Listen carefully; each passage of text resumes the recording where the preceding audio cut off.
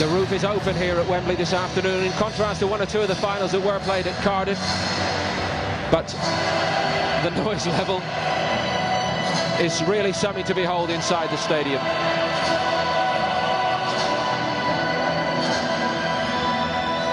Ladies and gentlemen, the teams will now be presented to today's chief guests. They are Lord Mulwhoney, Chairman of the Football League, and Mr. Mark Hunter, Chief Executive Officer, Maccabi. Lord Mulwhoney renews acquaintance with the Chelsea players who he welcomed 12 months ago, of course, to the Cardiff final, which ended actually with John Terry in hospital, but then miraculously making it back for the celebration party. He knows how to enjoy life, doesn't he? No, I mean, it looked a horrendous injury at the time, but John being John, he makes things like that seem that they're nothing, and in fact was actually back in the dressing room, I think, by the time they came off the pitch celebrating. And a first and a great high moment in the career of Avram Grant, his first Wembley final, having been such a lifelong admirer of English football and student of it too. The party makes its way over to Ledley King, a man not expected to be here today, and maybe he doubted his own ability to recover in time, but he has made it for Tottenham. An absolutely huge boost, no doubt, to all the Tottenham supporters. And right of screen, Juan de Ramos, very businesslike, very determined, no doubt, that he continues this incredible run of success in cup football at the first opportunity in England. What a job Lord Mulwhoney and his team have done in promoting the game across all the 4 professional divisions, not just at the top level, and this is their showpiece occasion. For the singing of the national anthem, led for us this afternoon by Natasha Marsh.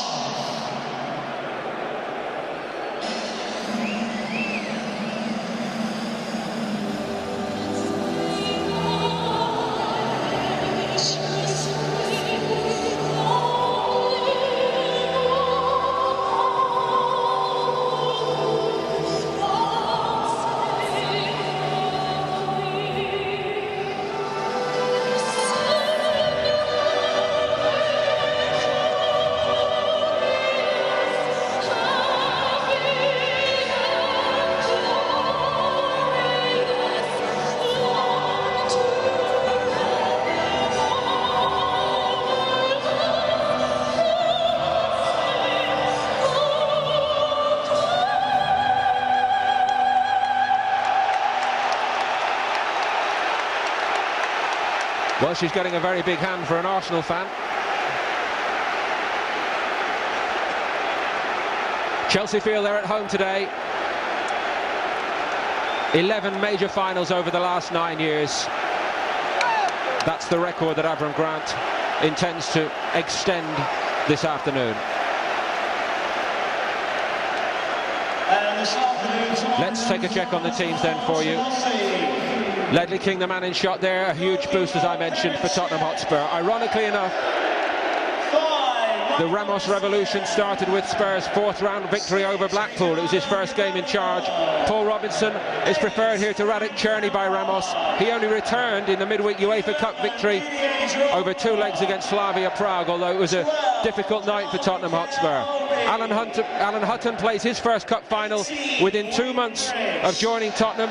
No place for young Jamie O'Hara today. Michael Dawson and Kevin Prince Boateng have both been troubled by hamstring strains. Ledley King out since the semi-final victory over Arsenal, returning here. And Tom Huddleston only makes the bench, but effectively, Shirley Ray, Tottenham's first choice midfield and strike force in particular. Yes, certainly we expected to line up in a 4-4-2 situation, obviously with King and Woodgate playing together for probably very close to the first time, I think. Robinson's experience playing here at Wembley will be vital to them, and of course everybody hopes that Berbatov and Keane can actually cause Chelsea lots of problems, because they do have the ability to do that. Avram Grant's biggest dilemma, who to play and who to leave out. A stellar cast are not involved for Chelsea this afternoon, but John Terry, with just 1 first-team outing in the past 3 months, is back, as you've seen. Wayne Bridge preferred to Ashley Cole at left-back. Frank Lampard returns in midfield.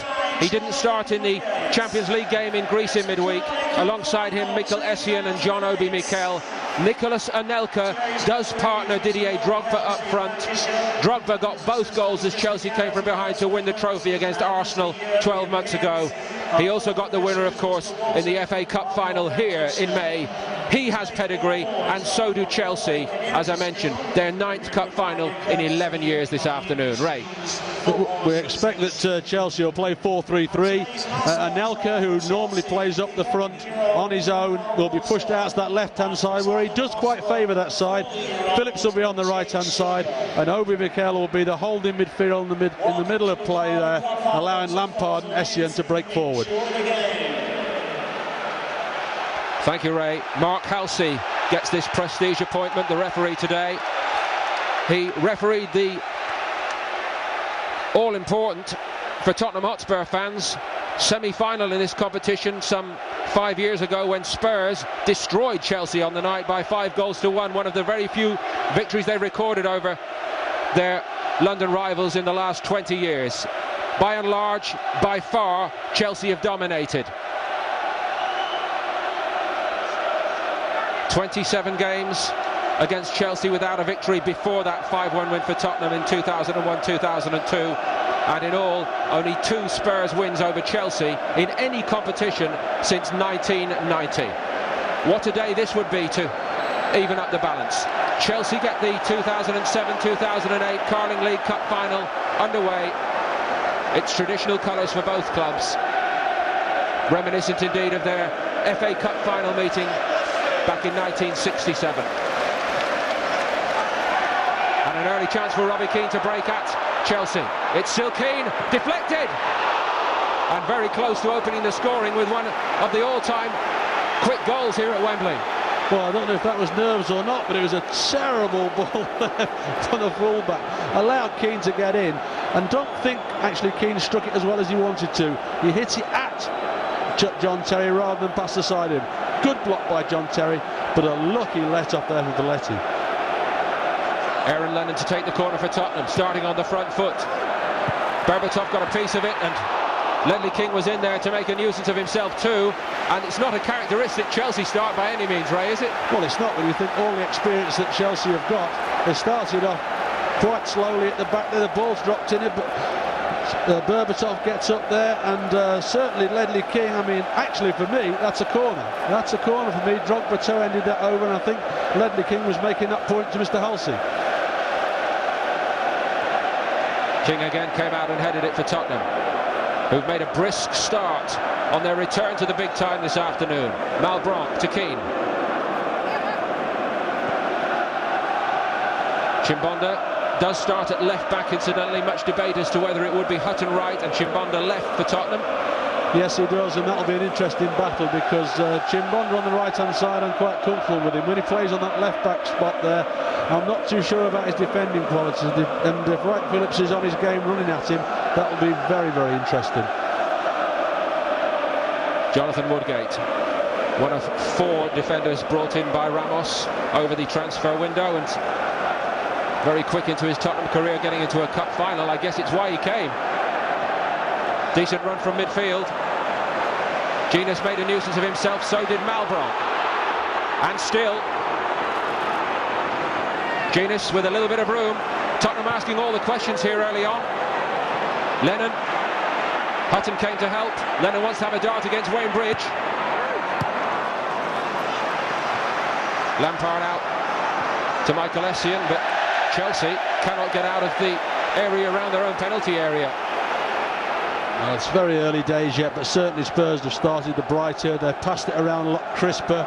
They've found their players with those passes, whereas Chelsea really have looked sluggish, and whenever they have had possession, they've given it away very cheaply.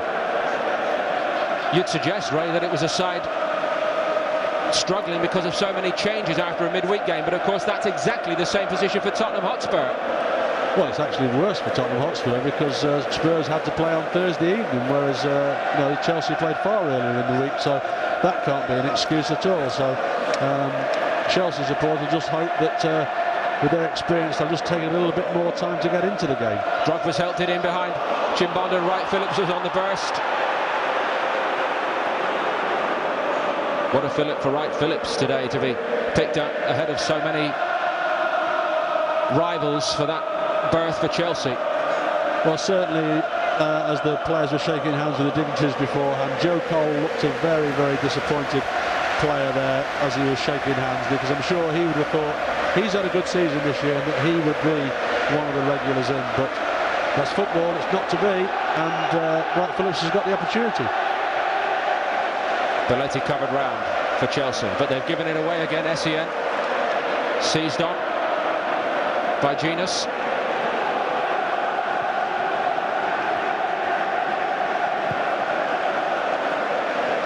Obi Mikel got his head to it for Chelsea. Now it's Frank Lampard. Anelka starting out wide left, as he did actually feature in the Olympiacos game midweek, not as an out-and-out partner for Drogba. No, they're playing this 4-3-3, and to be fair, Anelka, even when he plays up front on his own, he favours coming out to this left-hand side and running this left-hand channel. So it really shouldn't be a problem for him out here, apart from maybe when he has to track back down this left side. He won't be too keen to do that very often. Real air of confidence about Tottenham from the off here. Chimbonda. Malbrook again gets past his man. Wasn't the best ball, and Tottenham might have made more of it. There's a sympathetic round of applause from Berbatov, but he was in space inside him. Well, he was, and Chimbonda's come round the outside of him as well, so there was two balls. I think he tried to get Berbatov in. That was the more difficult ball. Actually, the simpler ball was maybe just to keep the ball moving, and Chimbonda was bombing on the outside and would have got a good ball into the box. Martin Jol was sacked on the 26th of October after one win in 10. You can't say that the Ramos revolution has brought a string of wins for Tottenham, but there is no doubt the makeup of the side is different, the attitude in the side is different. They do look sharper and leaner over the ground. And Avram Grant, who's a good friend of Ramos, of course, would probably be the first to acknowledge I think he'd prefer to be facing old Tottenham rather than new Tottenham this afternoon. Yeah, certainly the difference I've spotted since, and it's not rocket science, they do look fitter. You know, last season, many games they were in front by half-time and couldn't sustain it throughout the second half, and particularly vulnerable in the last 20 minutes of a game. I think they're fitter now, and that they certainly last the game better and actually winning games in that last 20 minutes. Physical power of Zakora seen to good advantage then as he brushed Wright Phillips aside. Berbatov taking on Carvalho.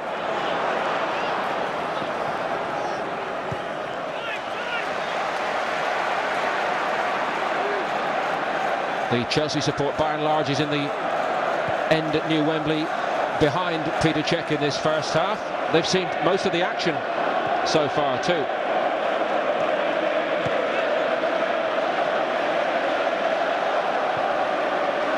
Mikel to Belletti. His first taste of an English Cup final this afternoon. And the first touch for Paul Robinson, but Belletti, if you remember his experience, is his first Cup final, but he started very nervously. That ball through to Paul Robinson was really very sloppy. Paulo Ferreira, just one of the many disappointed men in the Chelsea camp this afternoon, of course. A quick rundown. Ivanovic, a newcomer perhaps, and therefore not fancied to be part of this afternoon, but the likes of Ashley Cole, Makalele, Malouda have all featured extensively throughout the season. Not involved today.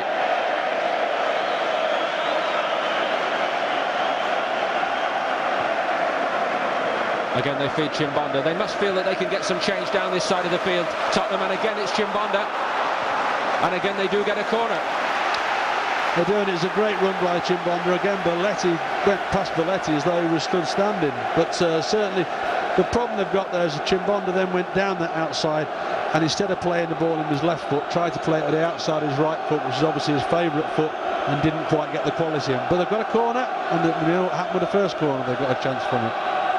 Lennon comes across to the other side to try his luck from here. King again in there. John Terry's got to mark him this time. One at the back post by Chimbonda, off the top of the crossbar. And another scary moment for Chelsea. Well, he is dangerous on this far post. and he's got himself up against Mikel there, and that's that looping one. I don't think that the lad on the line there was going to get it. He would have probably dropped in, but thankfully for Chelsea, it's hit the top of the bar. Robbie Keane's turn to have a go, this time against Carvalho. Chelsea defending very deep. Berbatov might, indeed, should have put Tottenham in front. Well, you just hope, from Spurs' point of view, that they don't regret these misses they've had, because again, Berbatov up above Carvalho, good flick header, but not quite the accuracy. He'll be disappointed he hasn't hit the target with that, and that's not great chances, but they've had 3 half chances against the Chelsea defence, who don't normally give you that many in a game, so they really do need to take advantage of this. But certainly at the moment, Tottenham are winning it on points. 16 for the season before today for Berbatov, although he hasn't actually hit the net for Spurs in this particular competition. Still, you'd have fancied him at least to get the ball on the target. Carvalho again a little bit nervy.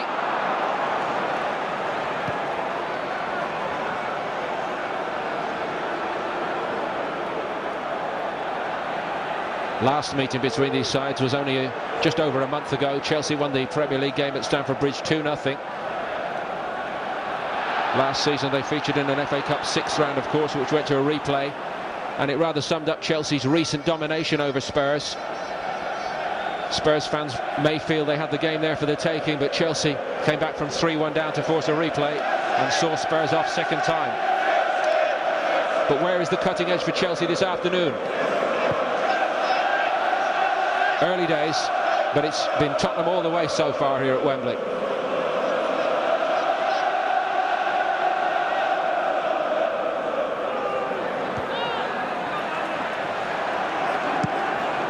Belted clear by Malbranc. Peter Cech further out of his goal than Ray Clements used to venture, which is saying something. Well, I had been a couple of times further than that, but obviously I got nowhere near the ball when I did get that far up. Bridge got there ahead of Robbie Keane.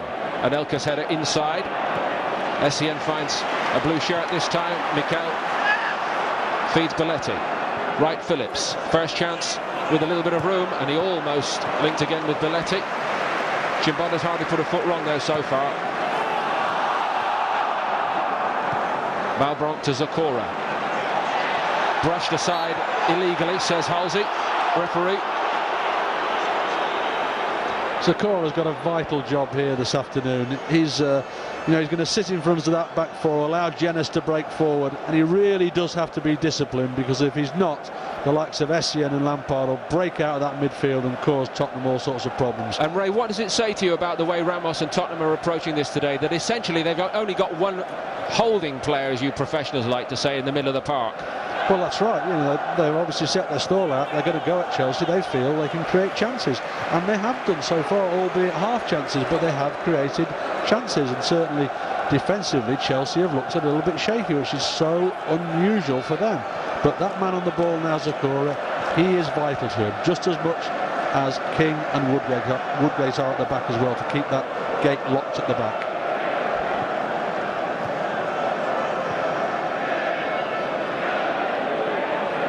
Woodgate feeds it into Robbie Keane, who came short, couldn't link with Jermaine Jenas. Lampard won it back, Terry and Carvalho. With every Chelsea name that you mention already in their locker, a host of medals, and such a contrast today in that respect between these sets of players. Multi-talented, multi-titleists all round the Chelsea side. But are Tottenham the hungrier today? Lines one up from distance, it hit Drogba.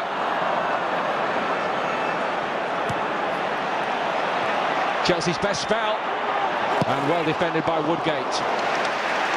Suddenly they did inject a little bit of urgency, Chelsea, and suddenly they look very menacing.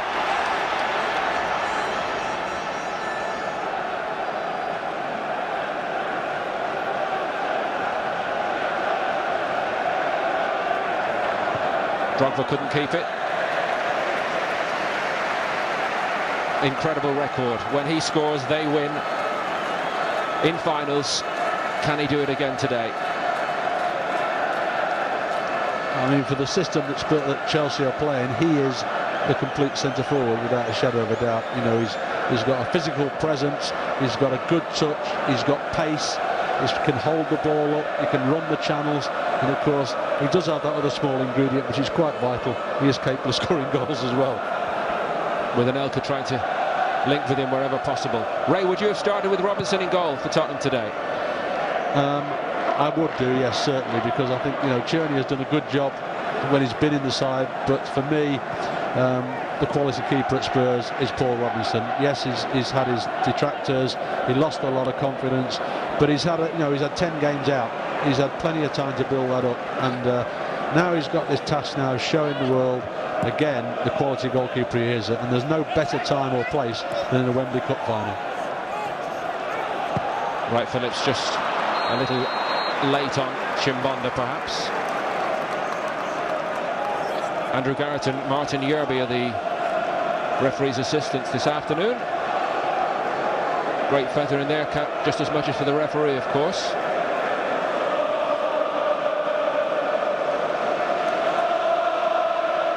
It's the Tottenham fans making most of the noise early on. Chelsea end a little bit subdued. Aimed at Berbatov. He got there.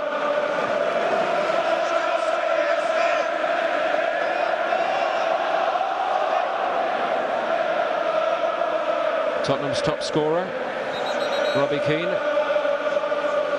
with 20 in all.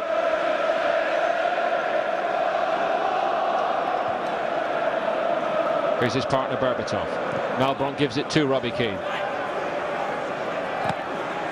Off Belletti.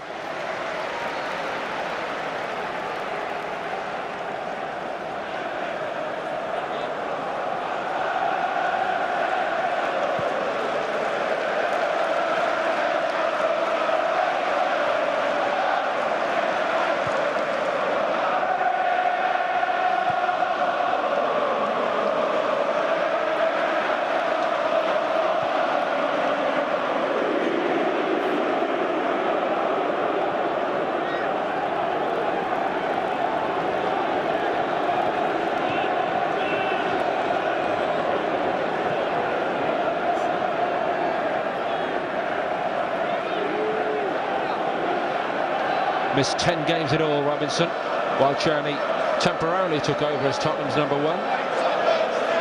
Certainly feared for his future.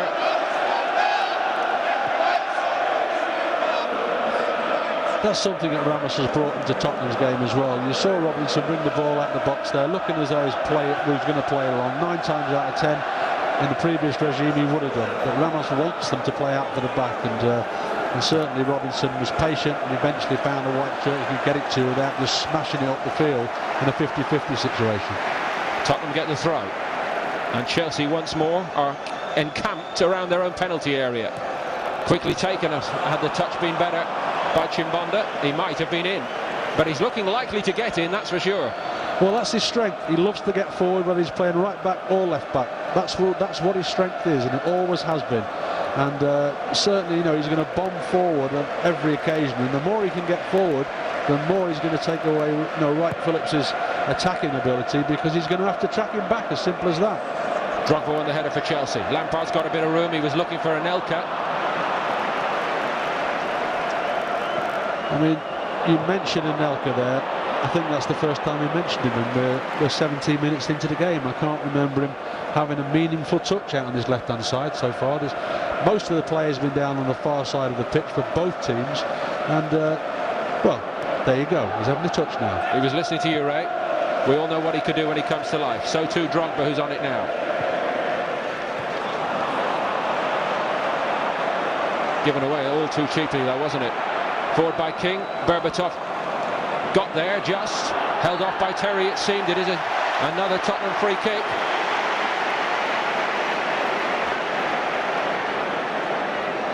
It's a wonderful touch by Berbatov, and I think just at this moment that John Terry's a pull of the shirt there, definitely a foul.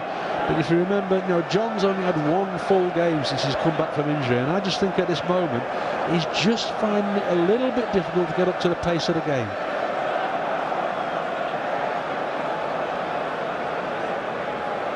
Genius will take for Tottenham. Chelsea with everybody back. Woodgate was coming in around the back of Berbatov. Well, he doesn't get many, John Woodgate, but we do know what a good header of the ball he can be. Well, he's got off on the back of Berbatov there, and again, Chelsea marking slack.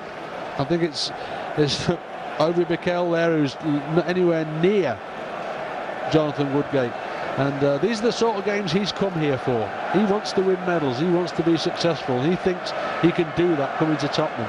And what a partnership that is, King and Woodgate, if they can keep the two of them fit. That's the main trouble at the moment, of course, and has been throughout Woodgate's career. But as you say, Ray, Tottenham with the air of a side individually with a hunger to start collecting medals in their careers now.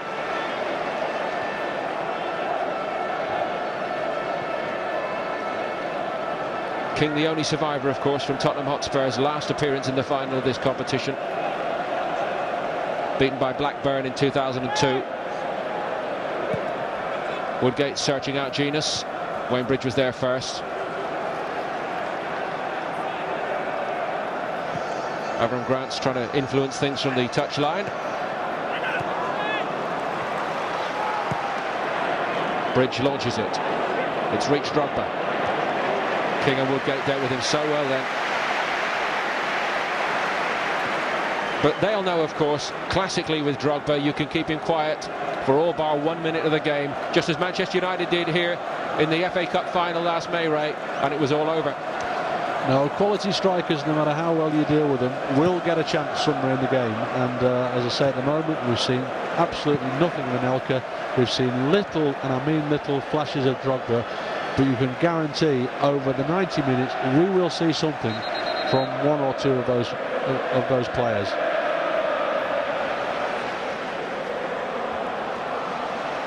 Berbatov links with Keane. Little showy, as we've come to expect from Keane in return.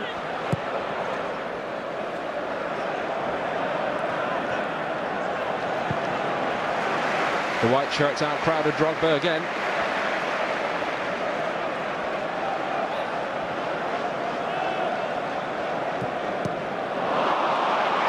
Lampard couldn't collect it. How sharp does Frank Lampard look? You mentioned John Terry. Well, again, not been in the game as much as you'd like. We've seen a couple of flashes from him, but again, Sakura is managing to nullify their midfield, any forward breaks. I mean, the one problem with Sakura, as we saw there, he is great at breaking up attacks and winning the ball. Sometimes his passing is not of the quality you'd want from that holding midfield player. Robbie Keane gets turned, and he was trying to feed it into his partner Berbatov. Was an important touch by Terry. Now let's see how quickly Chelsea can break. No, Tottenham were quicker to regroup. Sakura got across so well, doing exactly the job that Ray Clements was talking about.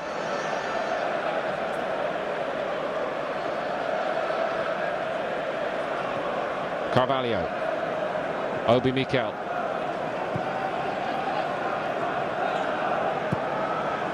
Anelka trying to get more involved, not his best touch. Malbronk, his sometime international teammate, got there ahead of him, and Anelka returned the favour almost, but Tottenham keep the ball.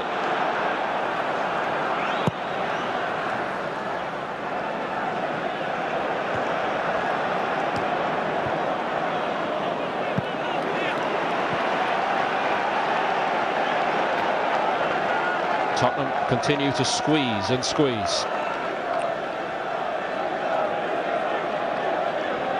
Alan Hutton has hardly put a foot wrong since arriving from Rangers in the January transfer window. That was his right foot. Got the ball, but seemed to catch Drogba too.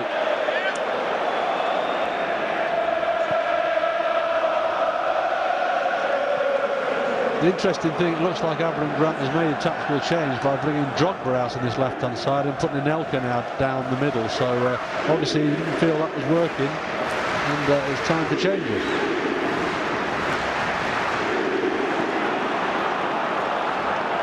Keane looking for help here, and still looking. Did the next best thing. It's not Mourinho-esque, but I suppose Chelsea fans would be reassured, Ray, that he is attempting to changed the balance of the game a little bit halfway through the half. Yes, well, I mean, as I say, halfway through the half, and we've really seen little or nothing of Chelsea as an attacking force. And at some stage they're going to have to create something from somewhere, so you know, it's maybe time for him to look at that change, see if that can work, and if that's not working in the second half, he might have to make more drastic changes. You know, what he's done in picking his team, he's picked his two most powerful players and his goal scorers, and he's tried to fit them into a system rather than let one of them play in the position they're actually most comfortable in. Woodgate towered over Anelka then to win the header. We all know Chelsea too well, though, don't we? We've seen them start so slowly on big days before and grind the opposition into the dust. We know we can never rule them out. The final last year in this competition, exactly 12 months ago, was a case in point. They came from behind to beat Arsenal then.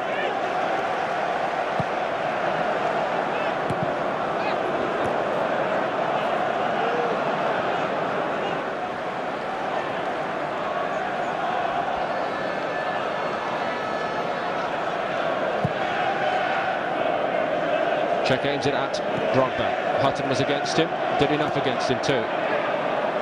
Obi Mikel almost caught by Keane. Lampard got his head up, floated it into Drogba. Great take by Drogba. Anelka. Chelsea with 4 in the box suddenly.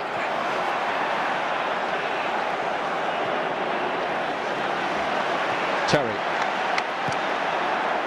Little raising of the ante you sense here by Chelsea over the past minute or two, and their crowd sense it too. They've used the full width of the pitch. Wright Phillips aimed at Drogba. Chelsea get a corner. Woodgate did his job.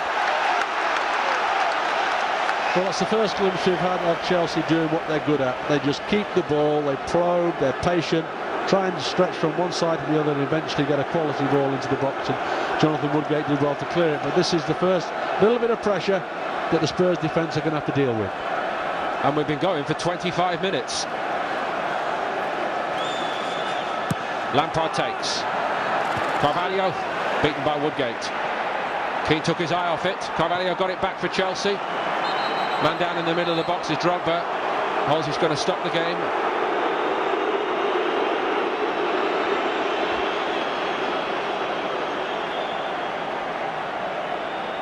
It was his own man, wasn't it? It was his own player, Carvalho, who's come into the back of him and just jarred his neck, that's all. But he'll be fine. He'll just be a little bit uncomfortable for a few minutes, I'm sure. But it's like having somebody in the back of you in a car. You sat in your seat and all of a sudden your head gets jolted back by somebody coming through the back of you. He's such a mild-mannered man off the field.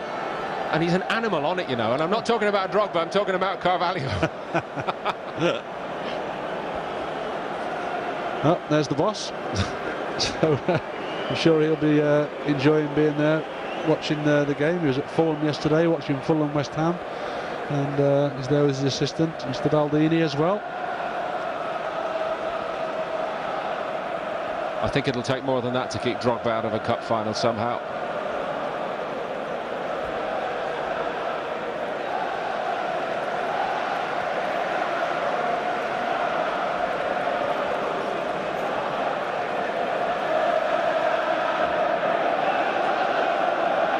No panic about Tottenham after those 1 or 2 little moments of Chelsea pressure, and Woodgate stroked it out to Berbatov. They're loving this Wembley experience so far, these Tottenham players. Keane. Chelsea wanted a handball against Robbie Keane. Malbranque! Czech got down there. I think he saw it late, Ray. I think he did. It was a good strike from Malbranque. When the ball's played in there, you just wonder if it did bounce up onto Robbie Keane's hand, but referee was close, didn't allow it, and that was just about going to sneak in. Yeah, maybe his left hand it touched. Good strike from Malbranque, and Peter Cech has got to be a hell of a shot to beat him from there. What a response by Tottenham, though, to the only real spell of Chelsea pressure so far. Czech's come for this too. Normal service resumed. And he wants to get Chelsea going quickly. Aimed at Anelka. Hutton read it well. Essien followed up fastest.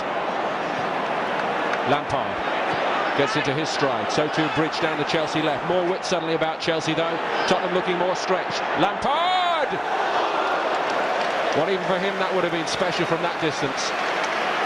Well, that certainly would. It was got tremendous power in it. I'm not sure it was as close as we maybe thought to start off with. I think, you know, Robinson died, but I think that was quite a distance wide, but tremendous power in it. And I saw him warming up before the game when, from sort of 25-30 yards, Lampard was really striking the ball well. So we know what he's capable of, and Paul Robinson there knows what he's capable of as well, having played against him in league matches and, of course, having trained with him in England as well.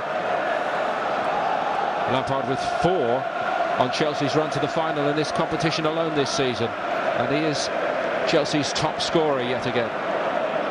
Through the 100 mark too the other week, of course, which is an incredible achievement for a midfield player.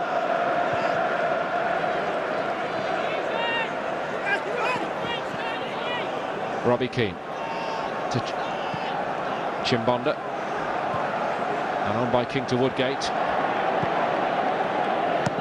Hutton played in many big games for Rangers, of course, in Europe as well as domestically in Scottish football, cup finals and league deciding games. King got a bit of luck. Can he profit from it? Robbie Keane's in space here. He was offside. Referee rightly plays the advantage. Good work by referee Halsey. Chelsea couldn't take full advantage of that though, because again Zakora was alert. I think Ramos will be very pleased with the way his team's played so far in this game. The only one thing they're just missing at the moment, they're very much going down the left-hand side most of the game, and we've really seen nothing of Aaron Lennon yet. And he's somebody who can open up defences if he gets running at you, and certainly because of Tottenham's predominance down that left-hand side, the ball has hardly been at Aaron Lennon's feet. In fact, probably the only time he's touched it is when he's taken corners. Drogba lays it off to Anelka, and he'd gone again, spun into the space. That's the first real combination we've seen between the two of them, and it was very promising for Chelsea. It was, and Woodgate showed all his experience. He knew as soon as that ball was laid on where he was going, so he just quickly gave him a little tap, nothing malicious, but knew he had to concede the foul, otherwise he would have been through. One or two promising little signs beginning to emerge here for Chelsea on the half-hour mark at Wembley.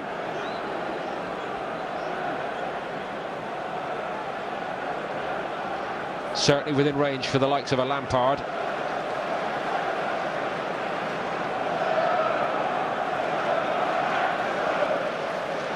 There are 5 in Robinson's wall. And 2 Chelsea men too.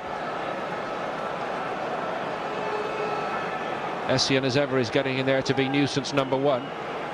But we know the job he's trying to do for his side. It is Lampard. Deflection off a Tottenham boot.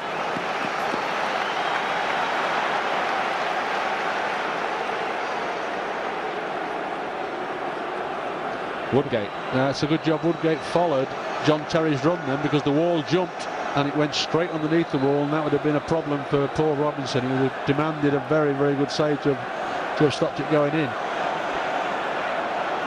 Lampard for Chelsea. Couldn't get it past Hutton. Out as far as Wright Phillips. Almost cut in half by the first man out to him, Zakora, I think it was. Chelsea want to see a card for this.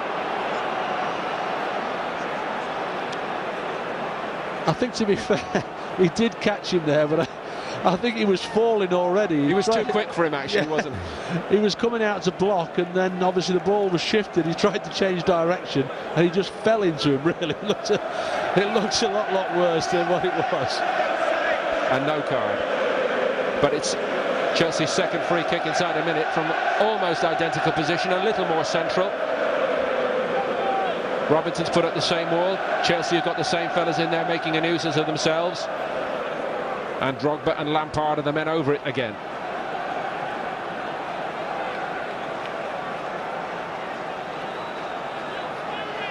Lampard's saying they're still not 10. Well, when are they ever 10 these days? Who's it to be for Chelsea? Drogba. I think there was a momentary frisson of anxiety for Tottenham. Well, I have to say that it wasn't that far over. I mean, Robinson seemed quite cool and calm, but it was probably 2 or 3 foot over and maybe might have missed the far post as well. But you know, don't give too many free kicks around there, because that man there, once he gets his range, can cause you an embarrassment. And how often he's done it to Tottenham.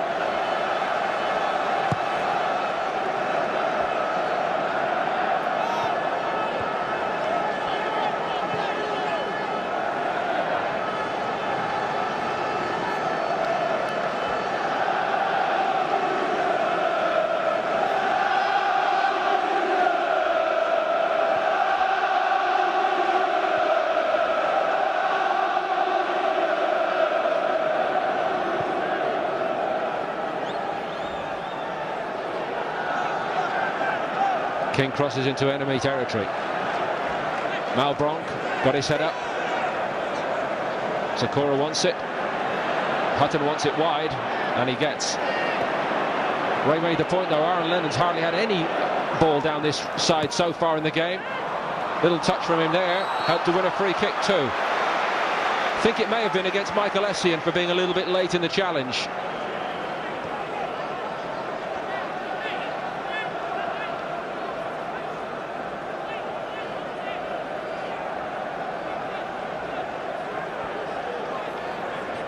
Jenas has already delivered one good ball in from this situation, which Woodgate just headed over, so if he can get another quality ball in. Lampard got there first for Chelsea. Sakura now for Tottenham to Chimbonda.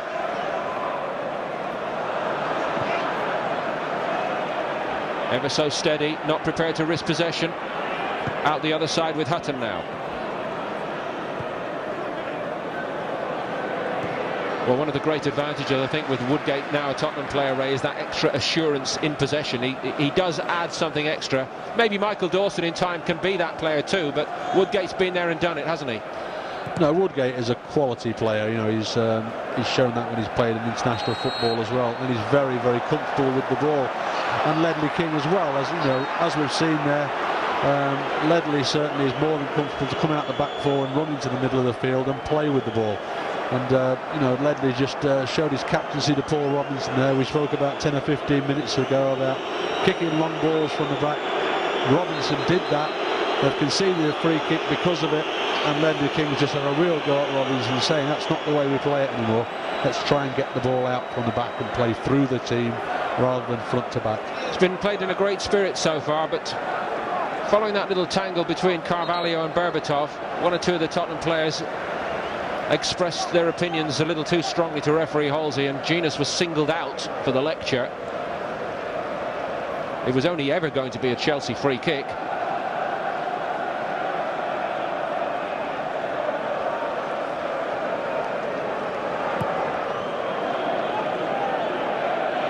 Drogba under it, but Woodgate with master of him there in the air. And second time it was Hutton who climbed above Anelka. Sums Tottenham up in this first half, really, defensively. Berbatov, delightful touch. Terry stood firm against him. Lampard came to help. Wright Phillips is on the burst. Down to Drogba. Essien joins in for Chelsea. Drogba's been taken out off the ball. The referee played the advantage initially, but there's going to be a card here, the first of the day, I think.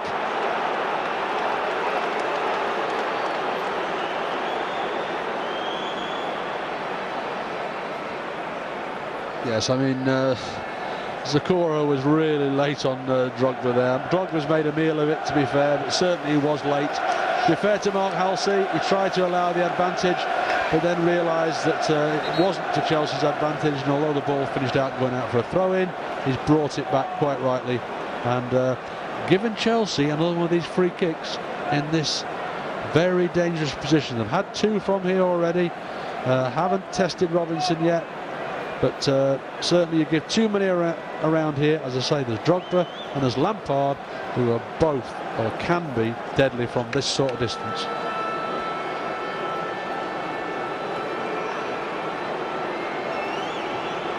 Will a set piece be the way that Chelsea force a breakthrough in this Carling League Cup final? Haven't threatened much from open play. Drogba! Wouldn't you just know it? 38 minutes in, Didier Drogba does it yet again in a cup final for Chelsea. Well, we talked about it, and there's no doubt that man has that ability, and it looked as though in the end Robinson was unsighted there. Unfortunately, Robbie Keane has moved to his right exactly where the ball has gone in. If Robbie had stayed there, he's moved across and opened up that area for him, and he's just plunked it straight in there. Great strike, but I think that Ramos will be disappointed, having set up the team defensively as he has, that Keane moved away from the area which was protecting the far post, and that's where it finished up going in. It was a set piece that breaks the deadlock, and of course it had to be this man. 10 for the season now, but in terms of a big game player, are there many better in world football at the moment? Tottenham have done so much so well in this first half of the Carling Cup final, but they are behind.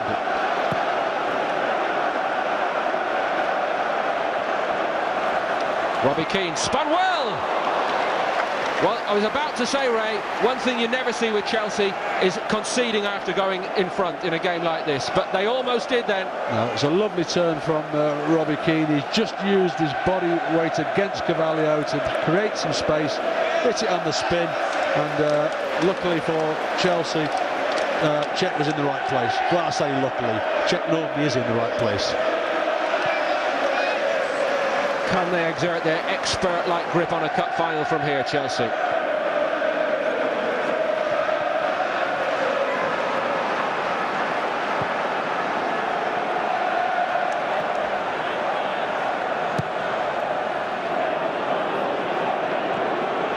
Seemed to hit the arm of Woodgate under pressure. Anelka tried to link with Drogba. Breaks for Hutton for Tottenham.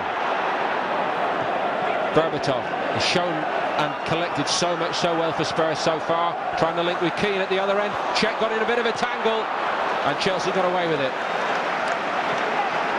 Well, he's furious with Carvalho, you know. He said he was, you'd know better than me, Ray, but it looked to me like the keeper shouted he was coming and Carvalho got in the way.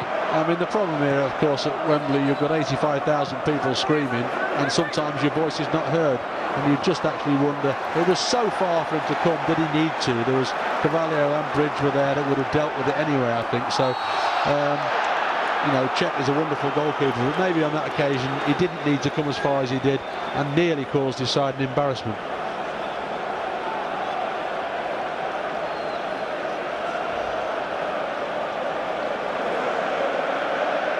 Not really surprised then that he's taking a minute or two to compose himself and the players in front of him.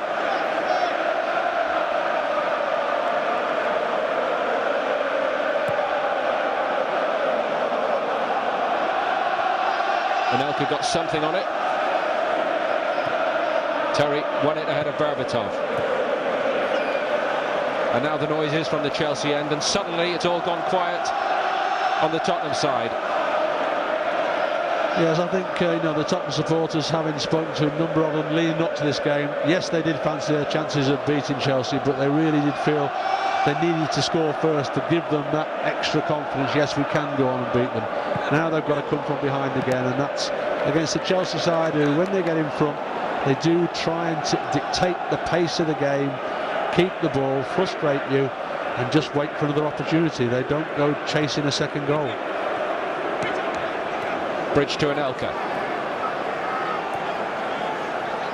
And again Bridge. Zakora in the right place once more. Keane. Mikel got quickly to him, but a little bit of space for Lennon, and wouldn't you know it, his luck's been out all half. When he does get the chance to really run at Chelsea, he loses his footing. Yeah, that was his first opportunity in 40-odd minutes of actually having a run at them. He had space in front to use that lightning pace he got, and of course the pitch was quite heavily watered before it was kicked off, and just lost his footing.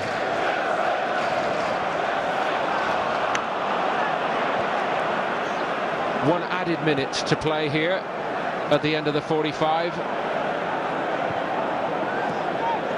Keane. Lennon gives it back to him. Genus. Not seen a lot of Genus getting in front of the ball or making surging breaks into the through this crowded Chelsea midfield area, Ray, in this first half, and it's been a bit of a feature for Tottenham recently. Yeah, I think, to be fair, he has made a number of forward runs, but he's just not got on the end of anything, because obviously there is 3 Chelsea players in that central midfield, and therefore the spaces are not there for him. And yes, he's made the forward runs, but unfortunately nobody's been able to pick him up with a pass. Is that good planning by Grant to deal with it? Well, now he might get the chance, given away by Lampard. Tottenham have got the break on Chelsea here, and they've got numbers. Berbatov for Tottenham Hotspur. Needed too long.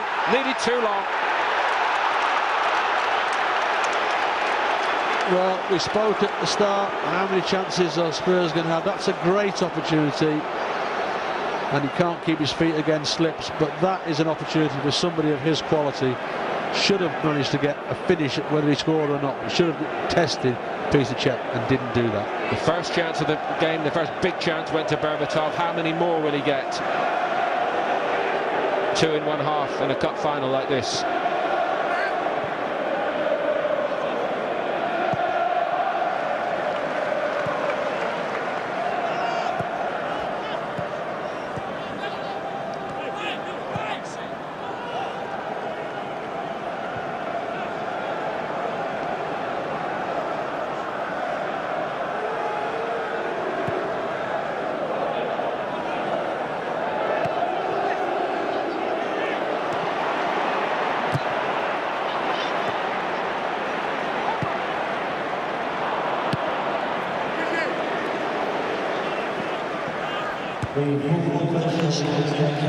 We're into stoppage time,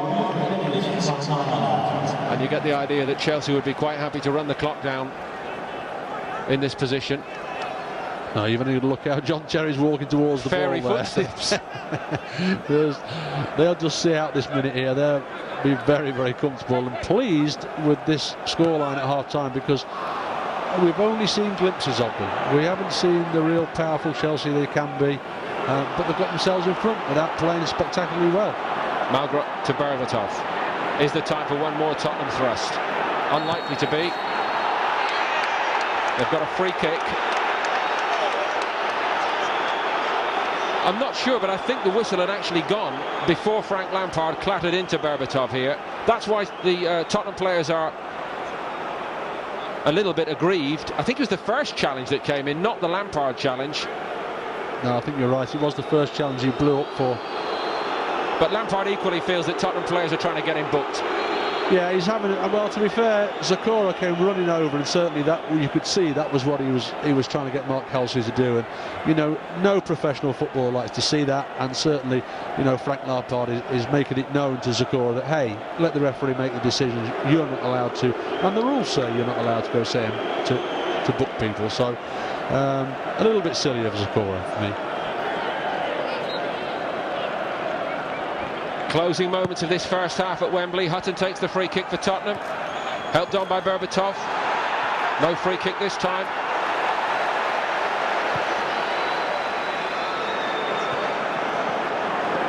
Wright Phillips.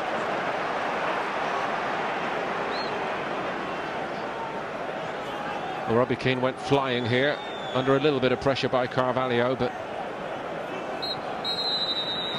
no breakthrough for Tottenham Hotspur. Didier Drogba has got the goal, which puts Chelsea in front.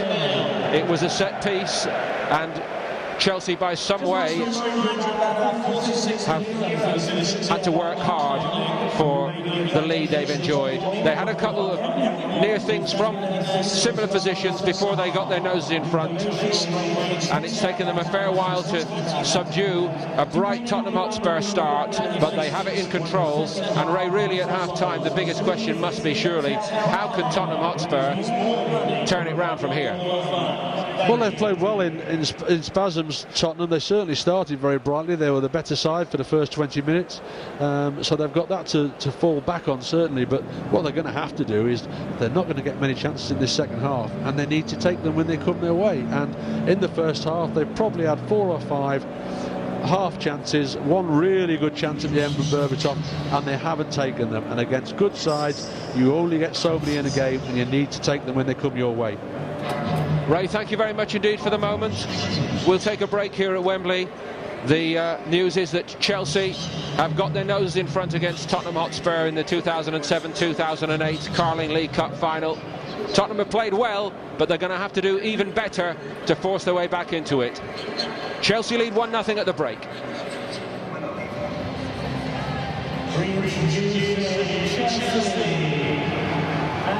Paul Dempsey going in 10 seconds.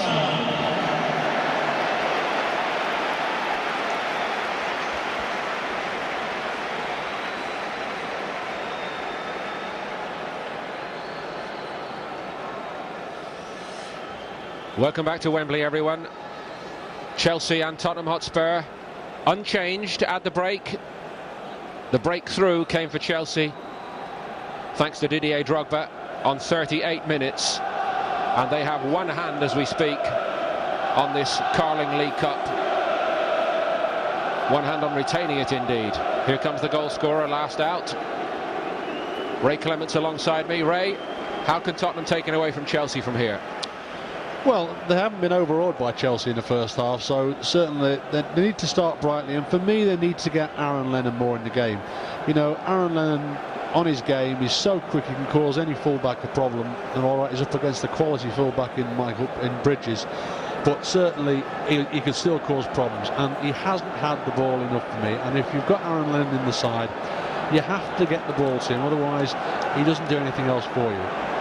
What he needs to do is get it, run at people, deliver crosses, play balls into front people. So for me, that would be the one thing that I would think they should be doing better in the second half. Get it out to Lennon. Tottenham will get us going in the second half. Thank you, Ray. They've only drawn a blank once in the last 10 games of the Ramos revolution. That was the 0-0 draw at Everton in the Premier League, but Tottenham have got to find a goal from somewhere here this afternoon. Did so much so well. Certainly a side transformed since that early season spell under Martin Jol, which produced just one win in 10, which ultimately forced Jol out. I mean, you have to say, Paul, don't you, that to be fair, the back four of Spurs have not been troubled at all. I can't remember Paul Robinson have a serious save to make yet, apart from the free kick which has flowed in. And so they've been very comfortable at the back. It's just, can they upset the Chelsea back four? And certainly they did do that in the first 20 minutes. Belletti got there just ahead of Malbranc. Essien tried to feed it in behind Chimbonda. What can we expect from Ramos second half if the game does develop with Tottenham still trailing, Ray, with say 20 to go? Are you looking for some big impact then from the new Tottenham manager? You look at the bench, and certainly he could bring Huddleston on or give them more passing options than Zakora will. But for me, Zakora's done a good job in the middle of the field. He has broken up play. He's stopped Chelsea breaking out on the counter-attack at Spurs time and time again. But it's just his quality on the ball sometimes isn't the greatest. They've got their main strike force on. They don't get any better than those two.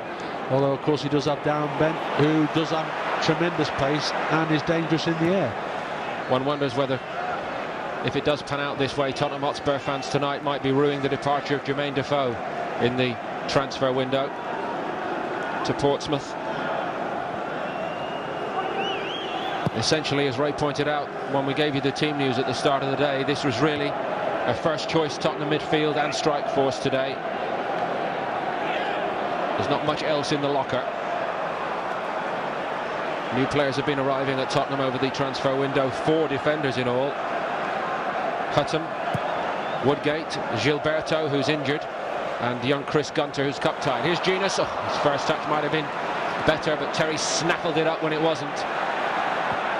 Berbatov got there ahead of Terry second time. The ball was allowed to drop by Chelsea. Then they did shut the door. Anelka foraged back well. Essien.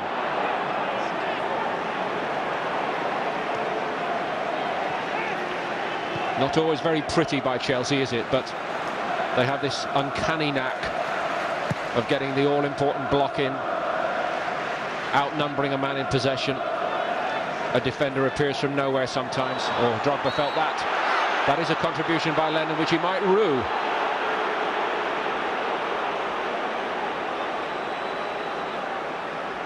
Only a talking to from referee Mark Hars. The feet were high. Have you ever seen a player draw as many fouls as Drogba? Well, he doesn't rule the opportunity of making it look a lot worse than what it actually is. But certainly it was a free kick. But certainly, you know, he does. Even the free kick that the goal came from, he made the most of that to get the free kick in the first place. Mikel to Lampard. Chelsea ball. Chelsea second half attacking the end where the Chelsea fans have congregated today. It's actually the other end, what used to be the tunnel end here at Wembley before the redesign. And for the FA Cup final, they were actually at the opposite end of the stadium.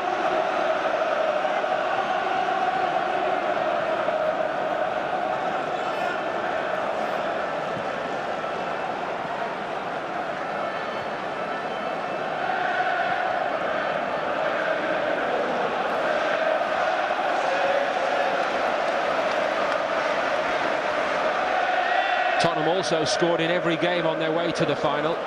The road for Spurs started against Middlesbrough, one of the few victories early season under Martignol. Blackpool was the first game in charge for Juan de Ramos. Ironically, it's ended up in a trip to Wembley in the same competition.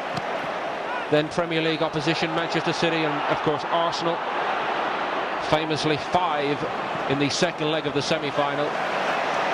All they crave is one here this afternoon.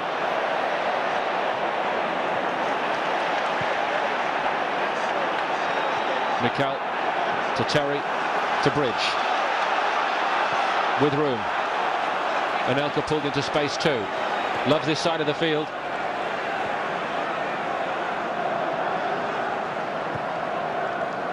Essien.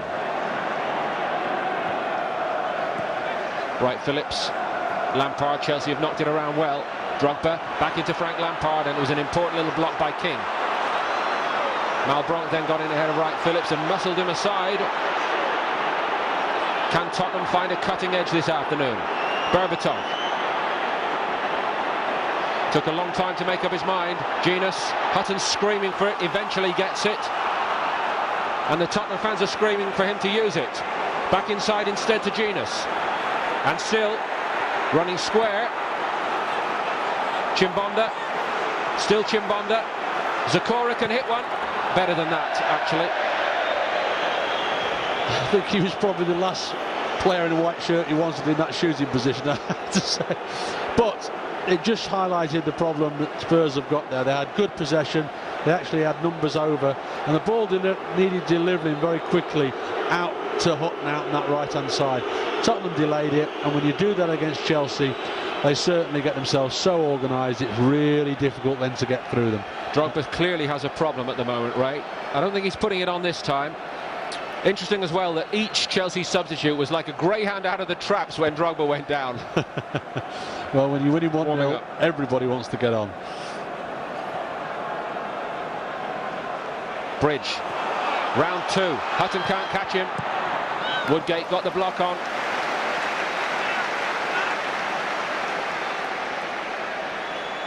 That's really the first time we've seen Bridge forward in an advanced position, doing what he's good at, getting into the last third of the field and delivering balls into the box.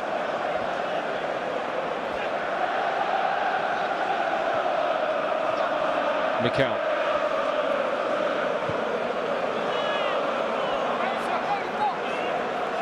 Just sense that Chelsea are just trying to keep the game quiet while they sort out Drogba and his future in this. Well, I think Chelsea will try and keep the game quiet. You know, the ironical thing is that Mourinho left because Abramovich wanted a more exciting team playing, and yet they still play the same way for me in terms of I don't see any great adventure in them. They've just got very, very good players who they will create chances in their own patient way during a game, and once they get in front, they'll sit there and they'll keep it and they'll frustrate you until you leave yourself open, and then they'll nick another one somewhere.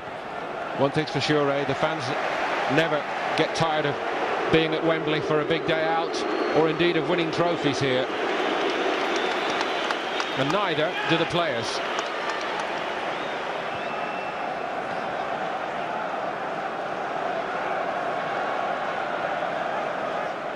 Drogba's not moving very easily, but again we see it with him all the time, that he's broken in half and limps around for 2 or 3 minutes, and suddenly the bionic man is back.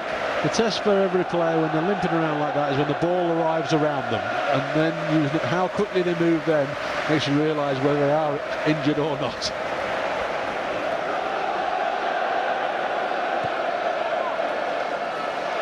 Gray, of course, in his pomp before his Tottenham days, played for a club where injuries were not allowed or discussed.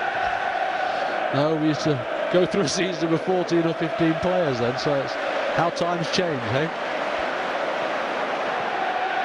Better from Tottenham, but that blue line holds firm.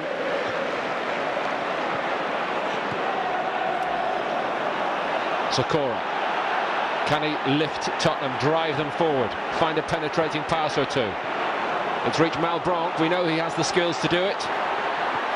Tried to go through an impossible route there, through 3 pairs of Chelsea legs. Anelka. Malbranc did recover himself well. Now there is a player who looks sharper and all-round more authoritative under the new regime. Surely the Tottenham fans must be saying there is a chance in this side this second half. They squandered 2 good ones in the first period.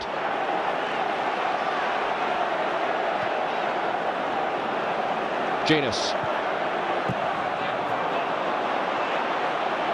Chelsea smother them as usual. Given away by Wright Phillips, but it broke kindly for Anelka. All alone, really. Not too many Chelsea men were breaking into a sweat to join up then. What about him as a signing and a piece of business in the transfer window, Ray? Anelka. I think that he's one of the better bits of business that was done, because he's as near as you can get to Drogba. He's strong, he's quick. Sometimes he looks a little bit languid, to put it nicely, I think, but again, you give the man space, he is capable of scoring goals. His record shows that, and he's done it every club he's been at. Well, Ramos is out there, and 1 or 2 of the Tottenham substitutes are warming up on the far side, but no imminent sign of change. No, as I say, I think it's probably still a little early yet for him. You know, he's giving them time to, but you can see how they're set up now. Chelsea are just allowing Spurs to have the ball and in their own third and even the middle third of the field, and they don't really start closing down seriously until it gets near the last third.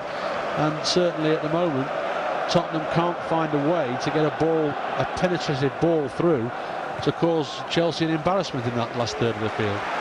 All the play is in front of John Terry and Carvalho, which those 2 centre-halves will love all day long.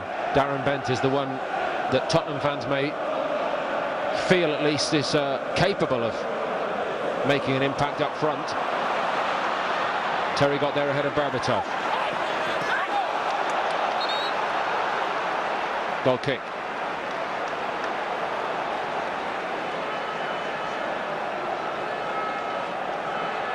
Rumours of his demise yet again premature. John Terry. Well, he's a leader, you know, and you need leaders in every side, particularly great sides. And I think the rest of the team out there respect John Terry. You know, he might not be as fit as maybe he'd like to be because he hasn't had the number of games, so it's only natural. But he still knows how to lead a side, and they all respect him and listen to what he says on the field. And a manager needs a good captain like that.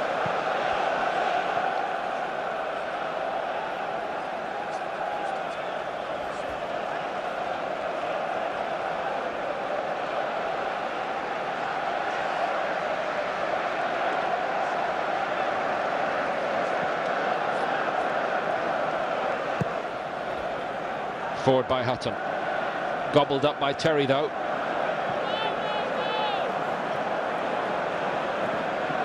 Malbranc shepherded into a safe area by Mikel. Very, very unfussy, very unheralded really around such a stellar cast, but gets through his work so well, doesn't he? Drogba penalised, and he accepts with good grace. Tottenham get on with it. Zakora. Chimbonda's wide left. Zakora to Genus. Chelsea have got Tottenham where they want them at the moment, though. They seized their moment to win the ball back. Now it's a question of who can break fastest. It's 4-3 to Chelsea. It's Drogba. Wright Phillips, it wasn't the best ball to him. Anelka.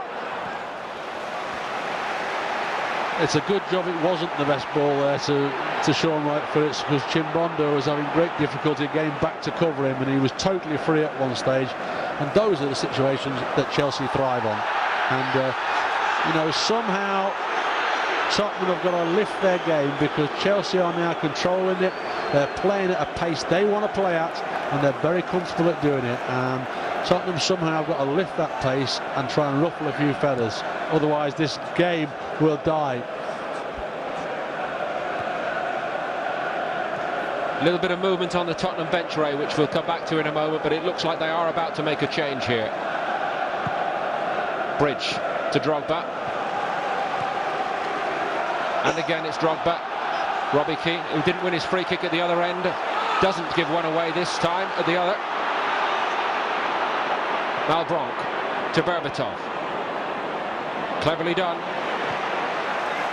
Can Lennon inject something here for Tottenham? Bridge is the first defender. He wins a corner.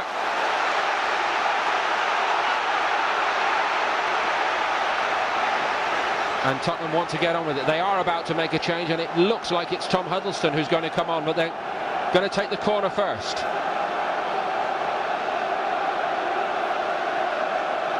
They caused plenty of problems early in this with these corners. Not this time. Drogba. Hutton first there for Tottenham. Driving on. Picked off by Anelka though. Malbranc. Chimbonda.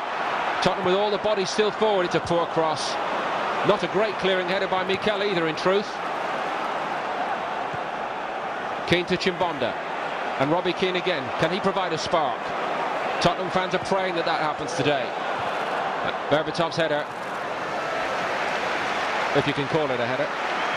Well, it's more of a back pass, wasn't it? But at least Tottenham have got into that, in and around that penalty area and put a little bit of pressure on. But when they get opportunities like the corner they had a minute ago, the quality has to be better. You know, they've got to. You know, they proved in the first half if they get quality balls in, they might get a chance.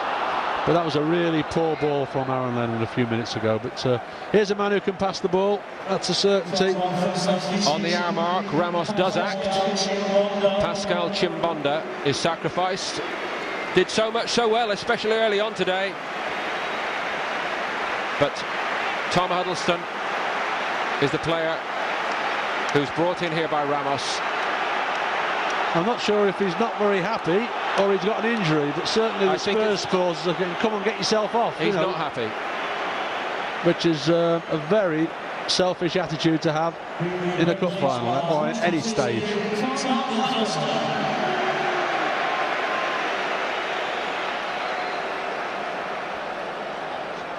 Now, that is disappointing. That is so disappointing. What a little schoolboy.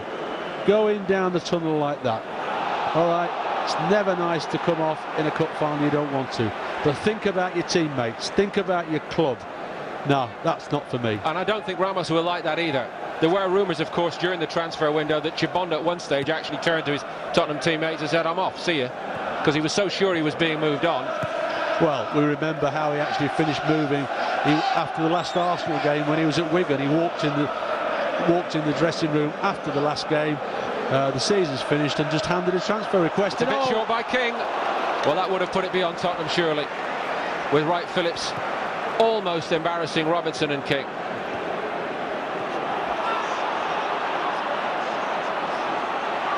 Genus, can he get more involved for Tottenham? This is more like it.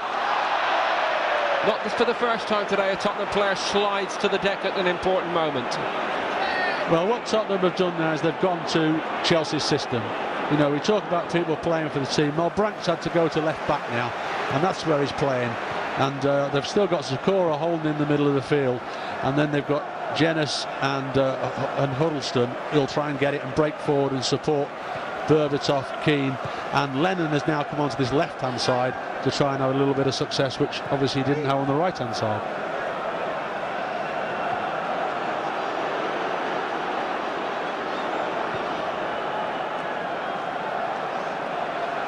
Not very constructive or inventive by Chelsea. Their answer to that is we don't need to be. We're winning 1-0, and they're quite happy to do that. It's certainly up to Tottenham to break them down. And if any team surely playing in English football right now, Chelsea is the one side you don't have to be asking that question about. And that's been the case really from the beginning of the Mourinho era, and as Ray has pointed out, it's uncannily like the Mourinho era once more today under Avram Grant, the way Chelsea have gone about the task. And who's to blame them when it's been so successful for them? Bridge pumps it up there. Woodgate returns it. Keane couldn't keep it. Tottenham have got to find a spark from somewhere though, and they're struggling to do it. Huddleston got a touch on that. Big moment in his career too. But Ray, all the medals and all the experience of big cup finals are on the Chelsea side. Is that a factor here now, and perhaps explaining why Tottenham are finding it so difficult to... Let's come back to it in a moment. And Elka's in. Was a fantastic block by King, and he even gets a goal kick. Well, that's a strange one. We're not to see a replay of that, but certainly it looked like it was a fantastic tackle from Ledley King. You know, Woodgate tries to nick the ball in front of Drogba, and King gets back, but obviously it's come off King here, that he gets the block, and it's rebounded back onto Anelka. So, Mr. Halsey, you're right. That's why I'm not a referee.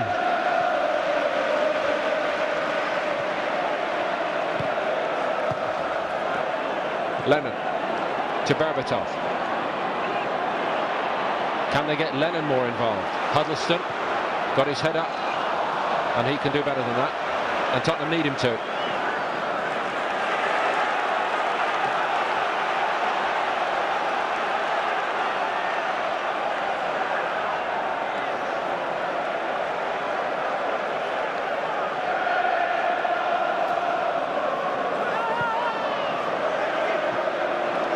Shouldn't be overlooked, I think, with so much still to play for Chelsea this season, that the importance of this game, the urgency of it from Tottenham's point of view, with a European place guaranteed for the winners next season. 11th in the Premier League, Tottenham. Plenty of work to do to get into a UEFA Cup spot by that route. Yes, they are in the quarter-final, but PSV bar their way in the UEFA Cup this time round, and it'll only get harder if they get through that one. Surely they have to look upon this as their best hope. Oh, I'm sure they do. And, you know, people could say Chelsea play the way they play because they are still in 4 trophies, and this is not hell or bent for them. You know, they've got another 3 trophies to play for. So maybe they do play in a conservative way to make sure they've still got energy to play towards the end of the season. But Spurs do have to go for it. It's as simple as that. There is no holding back. As we get into the last phase of the game, Tottenham are better getting beat 2-0 than going down in tame little lions and losing 1-0. Just getting a shade ragged back there for Tottenham.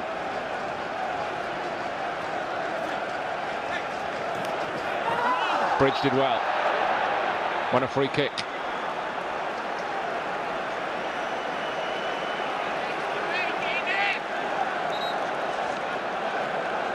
Uncannily like the last 20 years in many respects for Tottenham fans who've seen Chelsea have the upper hand in so many ways. Tottenham had their bright moments in this game, but Chelsea now have them where they want them.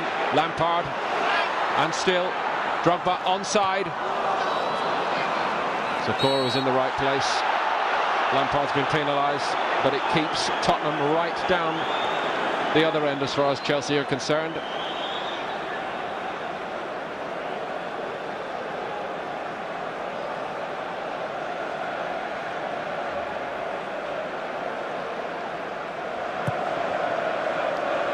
Might have been Solomon Kalou getting ready.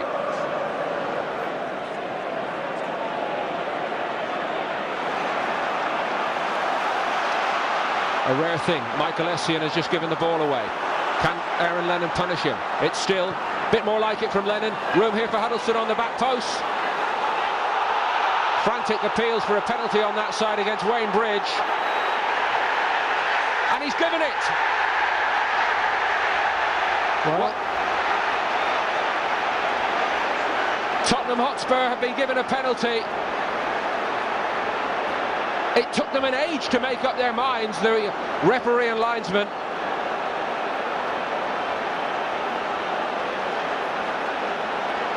Mark Halsey, the way he looked then, he wasn't sure about it. It was almost as an afterthought. Here it is, Ray. Well, there it is. There it was. Left hand definitely went towards the ball. The first time it did hit his hand, but it hit his arm, and he had no chance to do anything with it. But then you definitely saw his left hand come towards the ball. Penalty, and this might be the lift that Spurs have wanted. And it's Dimitar Berbatov and not Robbie Keane to take this penalty.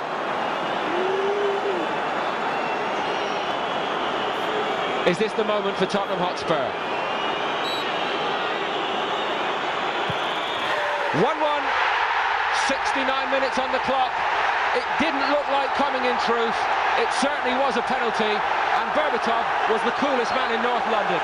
Well, you'd never have thought it was the penalty to get an equaliser in a cup final, would you? He strolled up, waited for Peter Cech to move. Once he moved, just rolled it in the opposite corner. Not a problem for somebody of his quality. Wonderful goal.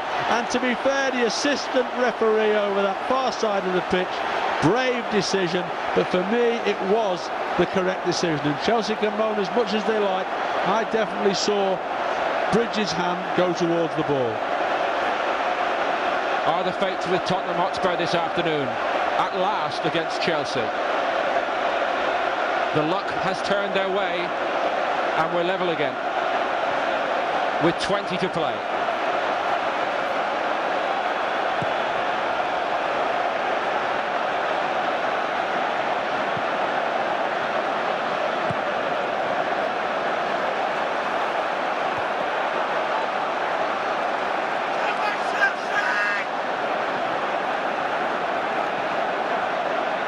Frank Lampard. It was just a little bit obstructed as he fired the ball out to this side. Change coming for Chelsea. I think it was already on the cards, you know.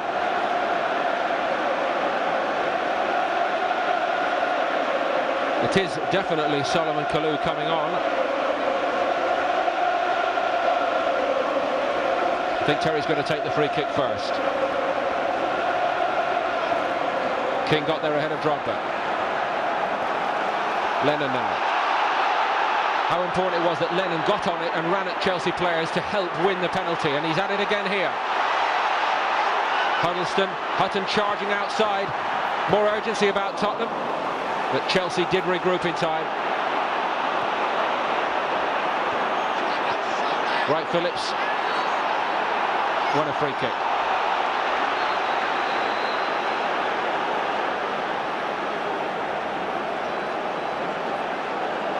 And there is to be this Chelsea change now. And Shaw Wright Phillips makes way. I think you'd say in the proper spirit compared to Chimbonda. That wasn't difficult the way Chimbonda went off, let's be honest.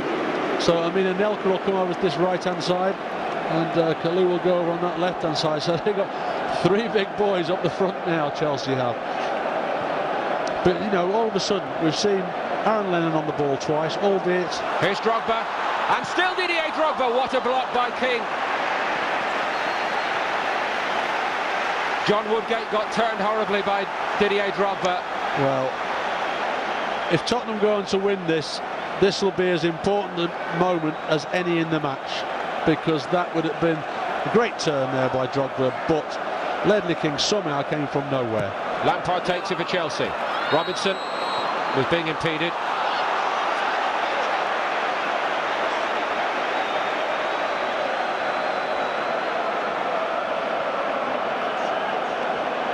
Well, you definitely see Drogba, he doesn't jump at him but just walks into him and makes it difficult for Robinson to actually get the ball. So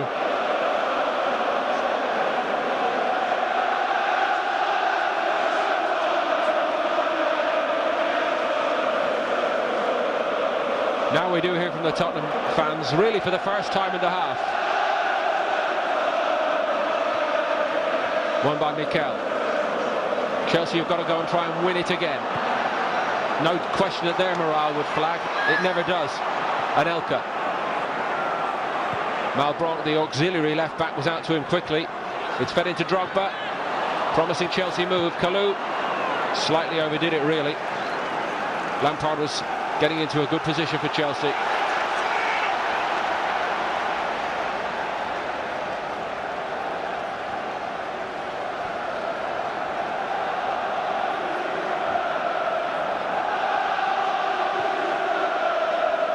Here is Kalou.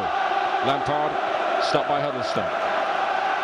You just saw Lampard there taking his tie-ups off his stockings. Of course, he hasn't played a lot either. Is the pace getting a little bit to him as well now? Kalou carries the fight to Tottenham. Didier Drogba. It's a great little ball. Oh, Anelka couldn't collect it. Meanwhile, Tottenham are preparing a second change. We caught a glimpse of it. Timo Tainho getting a double team talk from Gus Poyet, the assistant, and Ramos. They want to change it now too. And Malbranc, I think, this time will be sacrificed. Why is that, Ray, do you feel? Well, Tainho can play left back, as simple as that. Now, Tottenham have got themselves back in the game. What they don't want to do is now go and throw it away by Anelka, getting one against Malbranc. So they'll bring Tainho on, who can, he's defensive-minded. He can play at left back and will cause Anelka more problems. So because they've got themselves back in the game, they've just steadied themselves down a bit and make sure that back four does not concede a second goal. I think the little appreciative slap on the back from Poyet told you the story, though. Malbranc's put in a good shift today. Well, he has, and I say, just as importantly, because of the way Chimbonda went off, he was asked to play left back. It's not his position. He went there and did the best he could for the amount of time he was there, and in that time they got back in the game. Is this to be a fairy tale afternoon for Tottenham Hotspur after all? Berbatov to Ginas. Hutton has kept coming down this right hand side, hasn't got much ball second half. Kalou was out to him really sharply then. He has the self-confidence, though, Hutton, of a player who thinks he can make an impact this afternoon.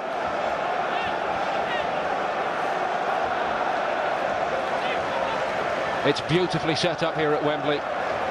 And yet another thrilling Carling League Cup final climax beckons here. Cech got a little bit lost. Carvalho helped him out this time and gets a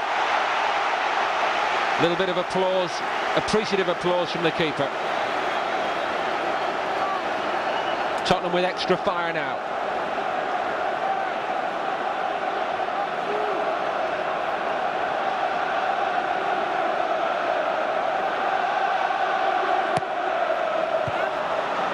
Didn't clear Lampard when it came in from Lennon.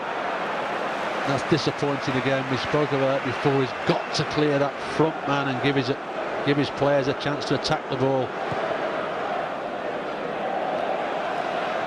Belletti under this. Ginas down to Lennon. 50-50, which Ginas just got there ahead of Lampard and did well, actually. No denying, it's a good spell for Tottenham, but can they find another goal? Ball's out.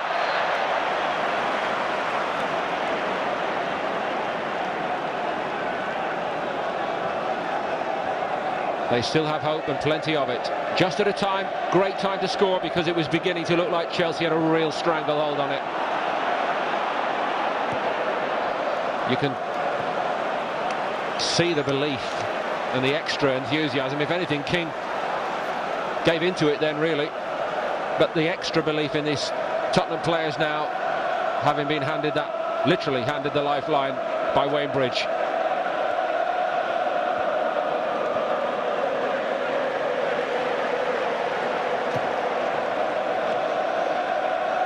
And there's another fellow who can always come up with a goal in a second. Not looked likely yet today, but as Ray was saying with the Chelsea goal scorers, that's often when they're most dangerous. Well, it is, but he just literally showed a couple of minutes ago there where he got on that far right-hand side, went past Wayne Bridge like it didn't exist, delivered a ball to the back post, and it took a panic clearance by Belletti to actually give away a corner. But he's capable of beating anybody 1v1 in tight areas you don't think he can get out of. Gives it to Lennon this time, Keane. Becoming more important for Tottenham though, and that's a good sign for them. Huddleston had just come in under it too much.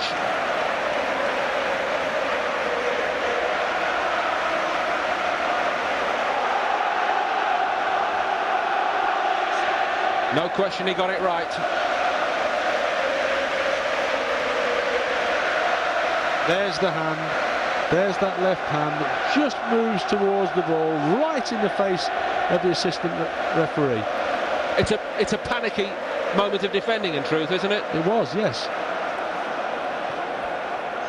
Wasn't much panicky about Berbatov's slotting it.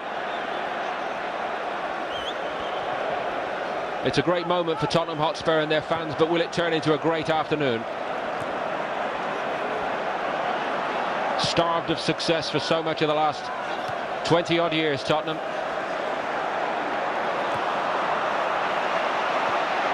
Just this League Cup, lifted in 1999, thanks to Alan Nielsen's goal against Leicester. Beaten in another final since by Blackburn in 2002.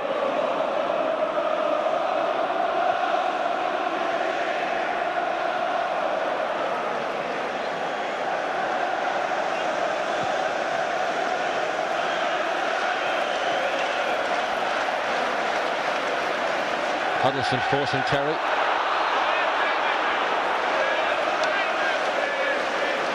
Too much so, actually.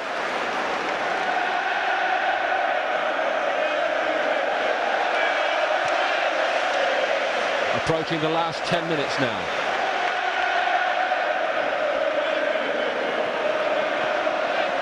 Leonard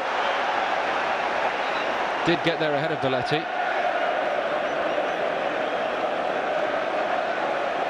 Well, quiet as he was first half, Ray, he is starting to have an impact now, isn't he? Well, he's now getting whenever he gets the ball, he looks like he's going to create something, and therefore, you know, they've been able to get the ball out to him on this left-hand side, which they weren't able to do for whatever reason when he was on that right-hand side. You'll forgive me for saying this, but we caught a glimpse of three greats from your own era, Ray. Tottenham players Martin Peters, Pat Jennings and Alan Mallory, who featured when Tottenham were in a couple of finals in the 70s, of course. Flag has stayed down. Is this the moment for Didier Zakora and Tottenham Hotspur? What a block by Cech. Zakora has missed the second chance. And Peter Cech, no question, has saved Chelsea. I have to say, when that ball went through, I never really fancied Zakora. I've just seen him in those situations. I mean, when it bounced there, I was hoping, go on, leave it and let Berbatov take it on, because he never moved the ball, he never moved the goalkeeper, he ran in a straight line. From a goalkeeping point of view, that's what you want somebody to do against you. You don't want them to move the ball and make you move. You just want to set yourself, stay big and hope he hits you.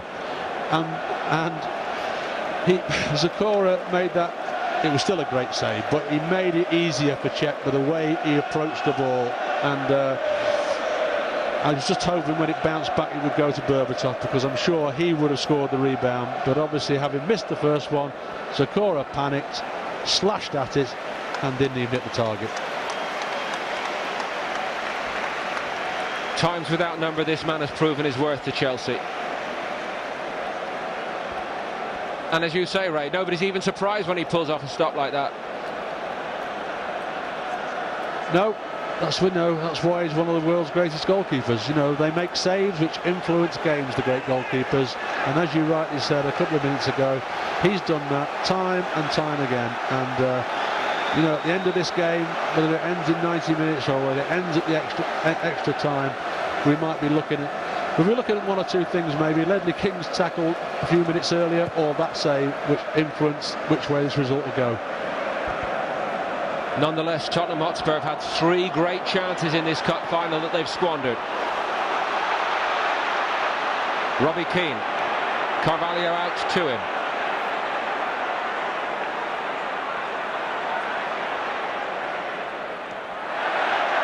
Still Keane, stood it up for Berbatov, who got there, and Terry got there too. Tainio! Now that would have been fairy tale stuff.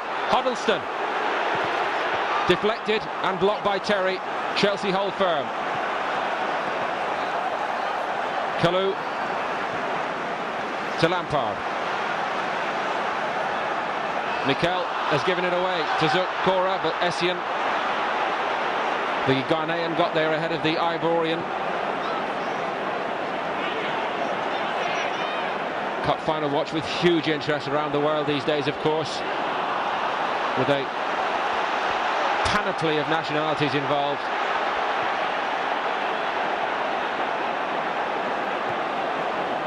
Much in the same way as the FA Cup always was.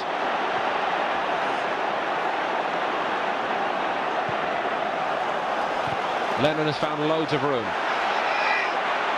There's a real purpose about Tottenham. Berbatov! And thankfully for Chelsea and Peter Cech, that came right at him. Well, lovely move there. Lennon again coming off that left wing. Great turn by Berbatov. Strikes it with great power, but yet again that man Cech in exactly the same position.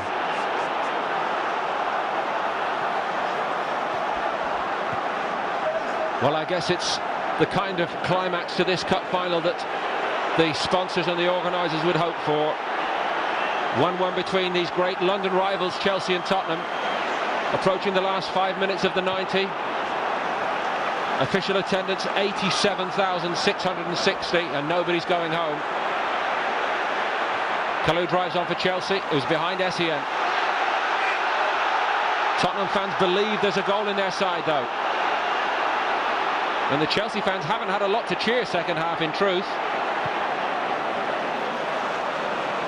It's been same old Chelsea, hanging on. Frustrating, containing. His side have made all the running, and credit to them for that. Yes, they got lucky with the goal in the sense it was a mistake, but they'll say they forced the error by pressure.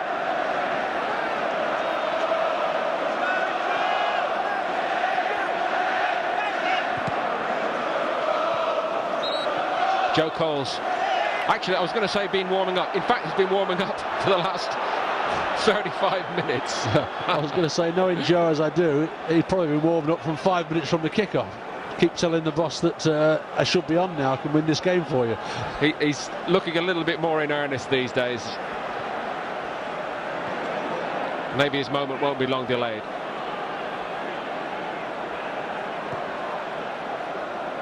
Could Chelsea win it without him?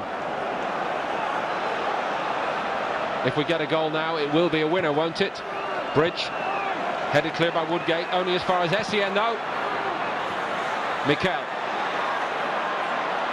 No, free kick, won back by Berbatov. There's nothing in front of Robbie Keane.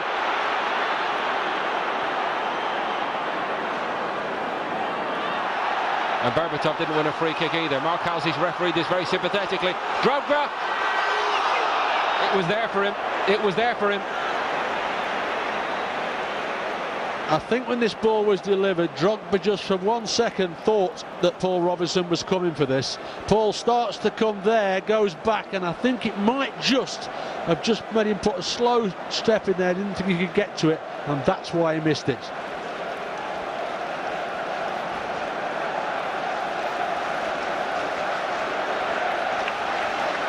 Michael Ballack's also getting the shin pads and the boots sorted out.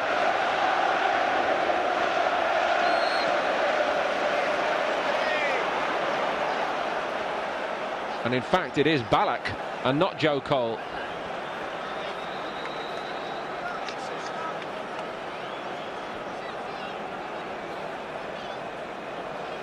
Played in the Champions League game against Olympiacos last Tuesday night. Ballack.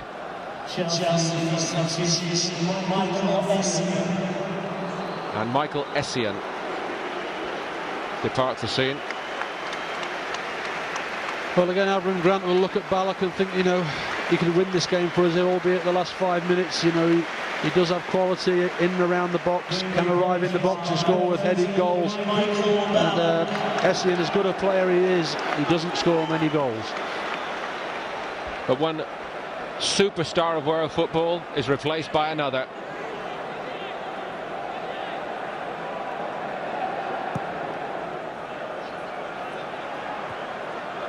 Huddleston got ahead to it for Tottenham. Second one was by Hutton. Dropped for Ballack. First touch for Michael Ballack, deflected on its way through, and it skidded and scampered past that far post to Paul Robinson. Robinson was just looking a little concerned.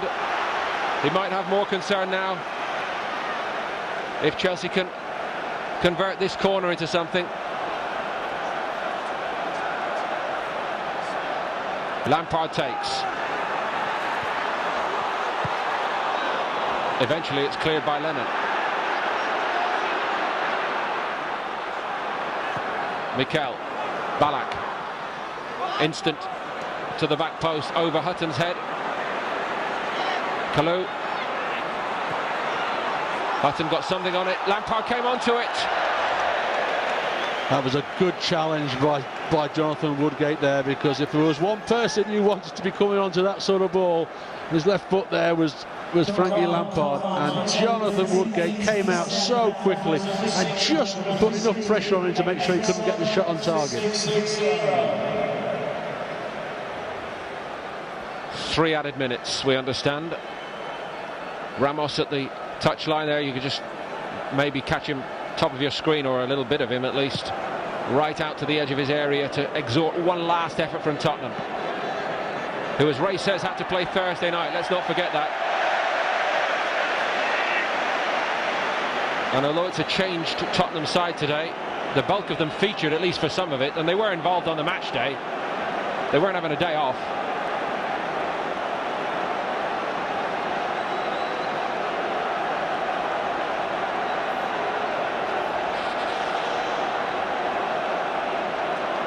Well, you know how she feels if it's your team in a cup final any time. But the tension might only rise if we do end up in extra time, and the possibility, of course, of penalties. No golden goal, incidentally, as you're probably aware. Confirmation of the added time.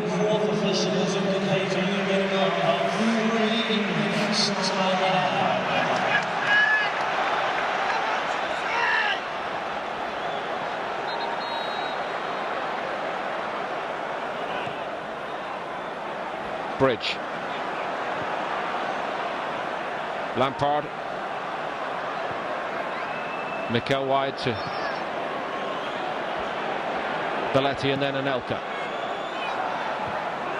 Huddleston. He's filled a lot of gaps well, Tom Huddleston, but he might have done better getting more distance on that. It's fallen for Chelsea again. King, who's been immense for Chelsea, for Tottenham today. Terry won it. Ballack couldn't collect it. Tainio just got there ahead of Anelka. Matter of millimetres. But it might be one of those cup finals where tiny things decide it. Belted forward by Belletti. Flag is up. Referee Halsey acknowledges, but again allows the game to flow. How well he's done in that respect today. This time it is a foul, and it is a Tottenham free kick. And we are in injury time.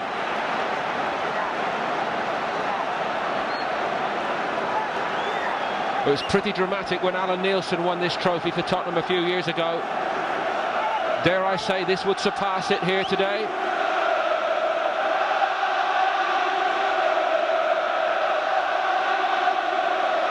That was a scruffy goal. Tottenham would take another one now for sure.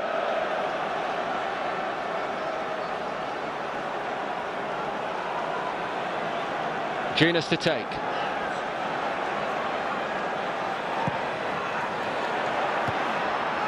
Chelsea had 4 men lined up to clear it.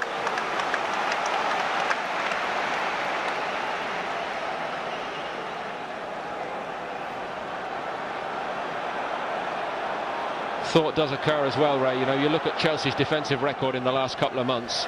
Actually scoring against them is an achievement, you know. So many clean sheets have they had. Exactly, and you know, they've got, you know, set plays, they've got so much height as well, so it's really difficult to get chances from set plays. So, I mean, the other thing I'm just looking at there as well is, you know, Ledley King hasn't played for so long. They've got him fit for this game. Now, half chance now. Well, if there's one player in Tottenham colours who you think could do it from that position, it would be Robbie Keane. Yeah, you know, Ledley King now is just couldn't get his foot wrapped round it there. But Ledley King, I'm watching in the centre circle, is stretching off now, as though maybe his groin area, his hip area is starting to stiffen up a little bit.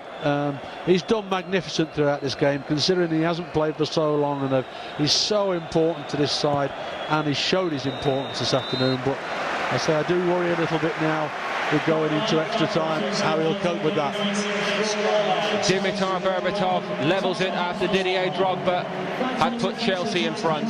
At the time, you couldn't see where a goal was coming from, in all honesty, for Tottenham. They were huffing and puffing without any real penetration, but they've dragged themselves back into it. Yes, they got a slice of luck when Wainbridge handled, but it's a disappointment for Chelsea that they couldn't close it out, as they were so favoured to do, having got their noses in front. They've been here before, of course, in extra time in a final. It won't faze them and it won't panic them, but who can deal with the extra half an hour, the better.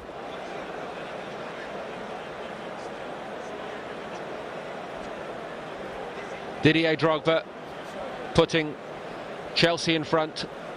He threatened a couple of times from set pieces just before the 38th minute goal, and Berbatov, the coolest man at Wembley when Wainbridge had handled, to give Tottenham what they must be pleased about is actually holding Chelsea for 90 minutes, because they've not done it very often, Ray.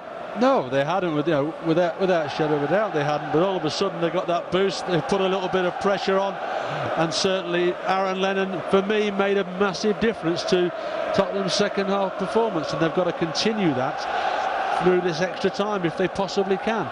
But Chelsea will be kicking themselves, because they get 1-0 up and they are so confident of their ability, they don't push on to get the second goal. They just sit there, keep it, frustrate you, as I've said 2 or 3 times, and eventually, a side will get a break against you. Ray, thank you very much indeed. We'll pause for just a moment or two at Wembley Stadium, but please don't go anywhere. Rejoin us for extra time. Tottenham Hotspur 1, Chelsea 1 in this Carling League Cup final after 90 minutes.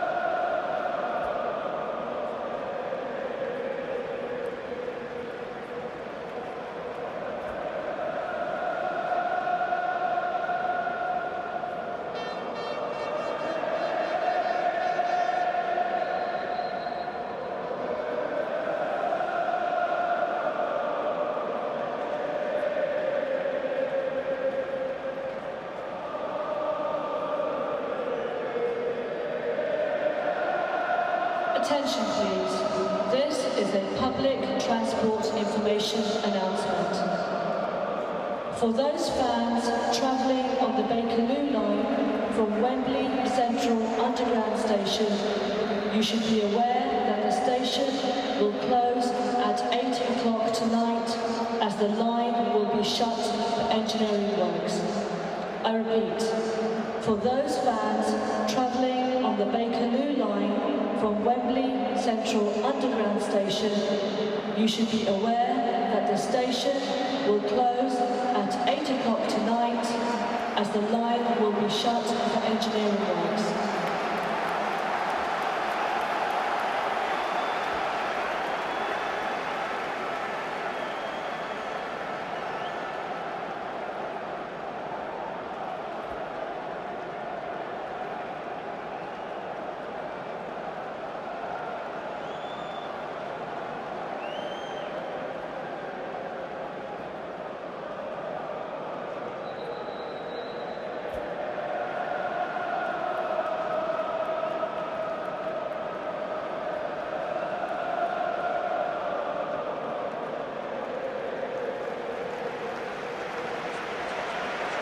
pulled them to going in 10.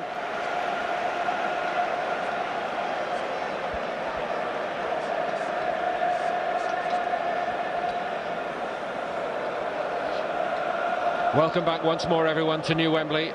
30 minutes between a outright winner of the Carling League Cup this season and a penalty shootout to decide it. It's as we started today with Tottenham from left to right. And they made good headway, didn't they, early on when they were attacking the end away to our right.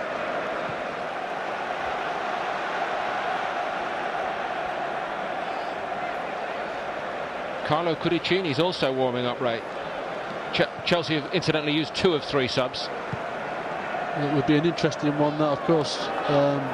Peter Cech over the season has had a couple of groin injuries which have curtailed him. Now, whether he's aggravated that or whether that blow in the face has given him a little bit of double vision, because that could have happened as well.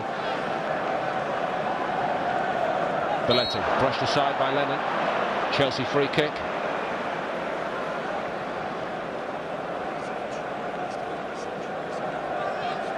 We're getting word from the touchline, incidentally, as ever spot on, and having been there yourself, who would be better placed to comment?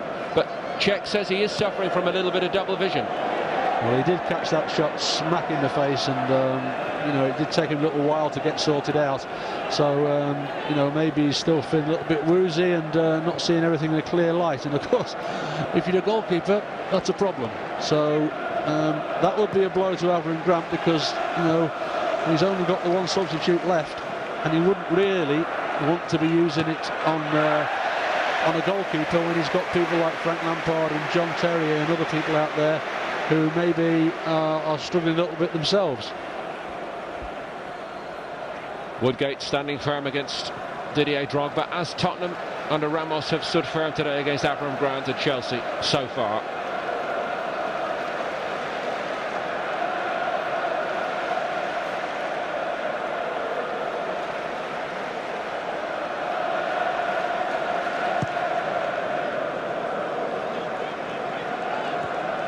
Helped on by Berbatov. It's reached Lennon. Cleared by Carvalho up into what is now a glowering evening sky in North London. It was a beautiful morning, spring-like, sunny, warm, but it's clouded over as the day's gone on, and with the roof open here at Wembley, we can see up into what's beginning to look like a early evening sky. All the lights are on. It's a splendid scene. Can't say that all the football today has matched the occasion, but it's been a gripping struggle nonetheless, and it's by no means sorted out yet. And we just saw why Anelka doesn't track back very often, because his tackling skills are a little bit wanting. You know, there's Lennon again, look, getting his head up to run at people, and I'll be surprised if Cech is okay that they don't bring Joe Cole on at some stage, because he can turn a game and he can inject a little bit of something different into Chelsea's side, which basically at the moment they don't have. A free kick and a penalty so far have been the routes to goal. Genius with this free kick for Tottenham. Woodgate! It drops in, and Tottenham Hotspur go in front, and Jonathan Woodgate in one of his first ever games for Tottenham Hotspur. Can you believe it? It's fairy tale stuff, and Tottenham have turned it round and lead in extra time. Well, Peter Cech will be disappointed with himself, but to be fair, Jenas has delivered a couple of good balls in during the game. We've been commenting on the lack of quality from crosses from Tottenham, but this ball's whipped in there. Cech comes for it. Certainly Drogba thinks Cech's going to get it, but he just gets the slightest of nicks here, Jonathan, just in front of Peter Cech, and there we see it, Nesson. No real power, but does it matter? It doesn't matter in a cup final. That's in the back of the net. Drogba leaves it for Cech. Cech just gets ahead of him. I mean, it's a little 1-2 off the keeper. Woodgate, Cech, Woodgate, 2-1. What a time to score your first goal for your new club.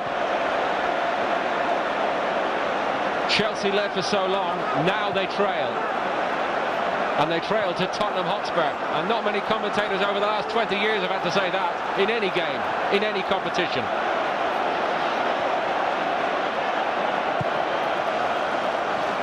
Bridge, Drogba, couldn't get on it. Well, I don't think he can quite believe it. Wasn't in his contract, was it? Score the winner at Wembley. I'm sure there's nothing in his contract about scoring goals. Never mind one at Wembley. But I think he might just remember it if it continues to finish like this. I'll say. And so will everybody who supports Tottenham.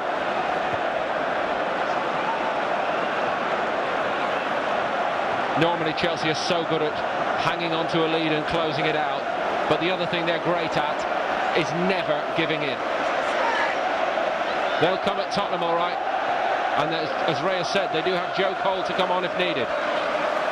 Can Tottenham hang on? If anything, late in the 90 minutes, Tottenham were starting to look the tireder side. Clear free kick, and Genius is hurt, I think. That's a card too for Mikel. I mean, there's no attempt to try and play the ball. He just stepped right into him and quite rightly gets booked for it.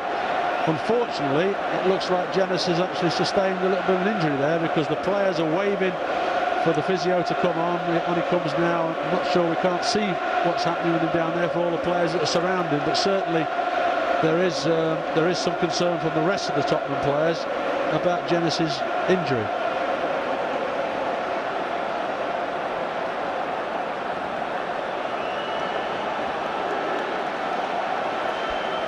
Here's another look at the goal, Ray.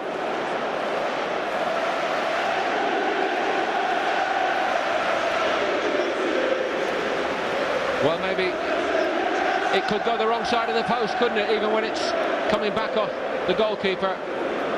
Maybe it's to be his day. Well, in a cup final, no matter how well you play, you need a little bit of luck, and certainly, you know, Woodgate had that, but the Tottenham supporters to our left-hand side, they're not worried about that. Woodgate's not worried about that, because if it stays like this at the end of extra time, then he'll go in the record books for Tottenham as being the man who won the Carling Cup final at the first time at Wembley.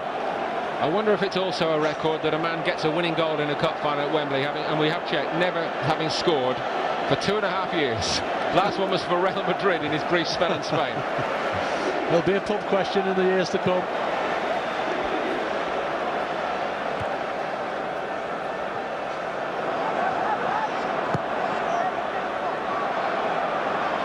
Belt and braces football from Tainio.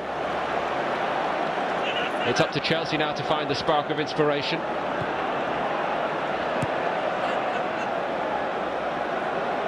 Mikel, Drogba on the run. King thought about it, left it, but it was the right decision. Well, I can't remember too many wrong decisions he's made all the trip. He has been absolutely magnificent. So Joe Cole's coming on. It doesn't surprise me, because they need a spark, and this little fella does have the ability to inject some pace into the game, has a trick, will run at people, and if ever they needed Joe Cole to come on and turn things, then it is now. Obi Mikel is going to make way. Certainly has his strengths, but the creative edge must be with Cole. And what a reception he gets from the Chelsea fans. Would have been feeling pretty down, surely, when the team was read out at the team meeting, not to be in the starting 11. Could yet be the hero for them.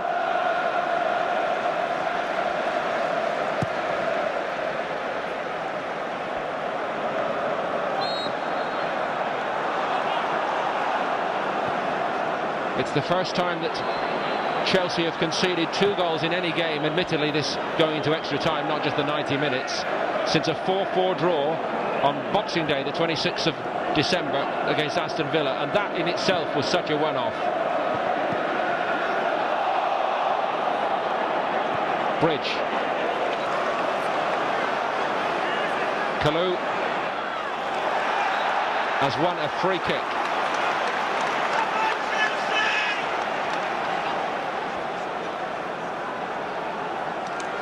There's any doubt about that, and certainly no, Tottenham have got to believe and not give silly free kicks. It cost them in the first half. They gave 3 or 4 silly free kicks away central and 1 finished in the back of the net. What they mustn't do now is start giving them again.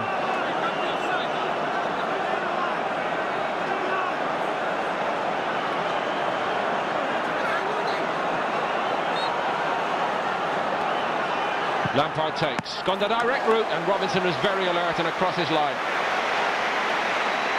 Frank Lampard was very clever there, because the way the wall was set up, that space was there to hit it in, and I think he anticipated that maybe Robinson would move to his left thinking about the cross, but he hit it into the space, and thankfully Robinson was aware of it.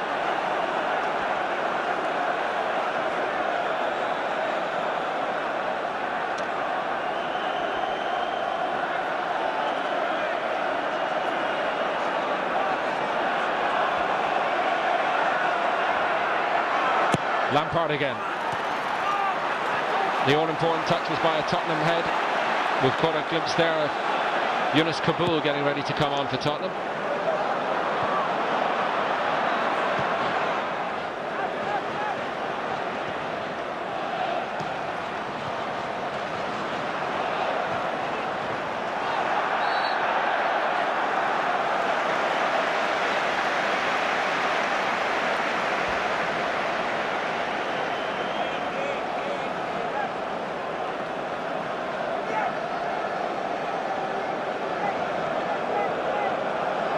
Zakora. Robbie Keane found space. Charges on, he might catch this.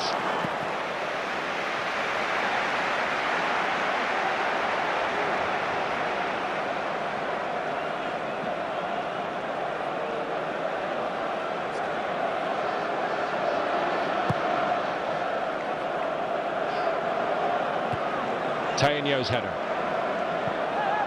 This Tottenham change won't be long delayed here, I don't think. Yunus Kabul. Gus Poyet signalling that he's ready.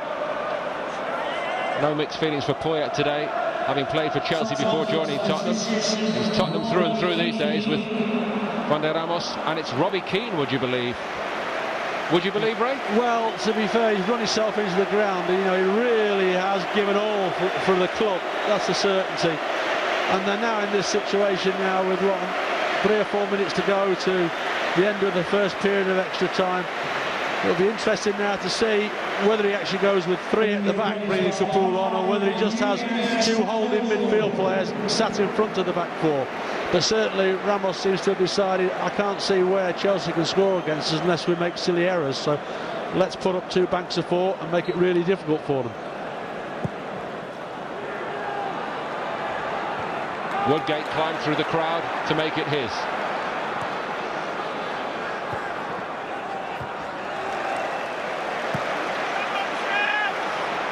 No question that Chelsea have got enough game-breaking players out there to get a goal from one of them. Drogba, Ballack, Joe Cole, Anelka. The list goes on and on. That's a Tottenham free kick though, and there's a card too for Carvalho.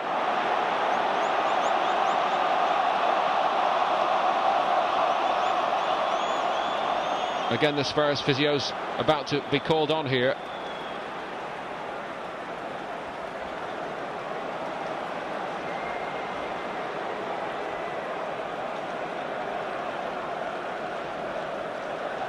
There will be some tired legs out there, that's an absolute certainty, because that pitch has cut up a little bit, it's looked a little bit heavy. We've seen players slipping around, and you know, you've seen one or two other players already stretching themselves, so certainly there'll be some tired players out there and tired legs. And as I say, there's a number of players out there who haven't been playing week in, week out, so that's going to be a drain on them as well. We're going to have a couple of minutes of stoppage time at the end of this first period of extra time. As a result, Zakora's hobbling away and will rejoin the fray, I think. Can they see it through, Tottenham Hotspur? Against the odds. Woodgate seems to be saying 5 at the back. Yeah, they've put Ledley King in the middle, Kabul on the left, Jonathan Woodgate on the right. 2 fullbacks are the same, and they're just going to keep Tom Huddleston sat in front of those 3 at the back as well. So they're very much saying you're not going to play through the middle of us. If you've got any chance of getting at us, you're going to have to go around the outside, and we're not sure you're good enough to do that against us. Has Genius got anything left to give? Moving well enough here, taking on Bridge. Certainly a player growing into his Tottenham career now in the way that they hoped when they bought him. Well, at this stage of the game, that's an excellent run, taking the team up the other end of the pitch. A couple of minutes to go before the end of the first period. They can keep it down this end now. Then that's exactly what Ramos will want with them.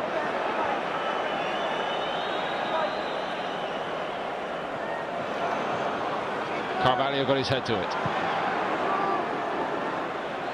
Anelka and Drogba up in tandem for Chelsea. Joe Cole.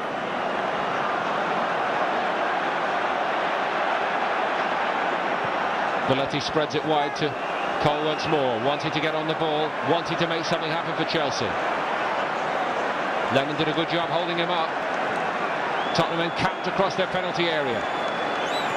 It's all they've got to do now. Role reversal, really. Still Joe Cole. Ambitious in the end. Just what Robinson wanted, really. Yeah, I think he can take those sort of shots with his eyes closed, so this really is...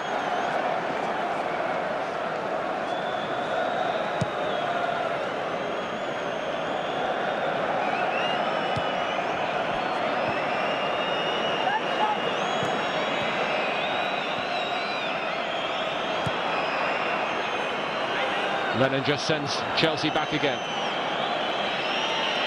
Well, they seem to know what's asked of them, at least, Tottenham, Ray, since the rejig. Well, they do, yeah. As I say, they've got the 5 at the back and they've got 4 in front. Kalou almost got in behind Hutton, but not quite. I think he felt that in the calf area. Yeah, probably a little bit of tiredness again, a little bit of cramp coming into Hutton as well. Although he's played a lot of top-class football in Scotland, he's never been involved in anything like this before.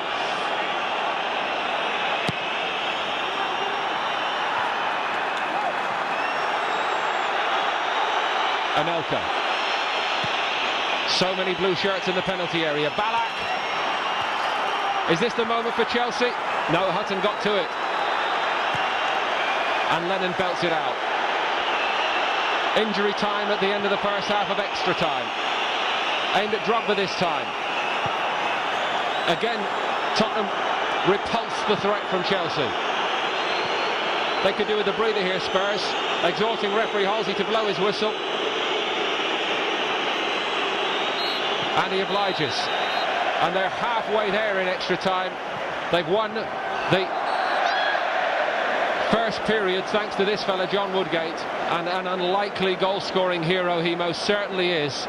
But with that, the plot thickens again here at Wembley. Nobody's going to pretend it's been a great game, but it's been a fascinating and compelling struggle, and Tottenham have turned it round.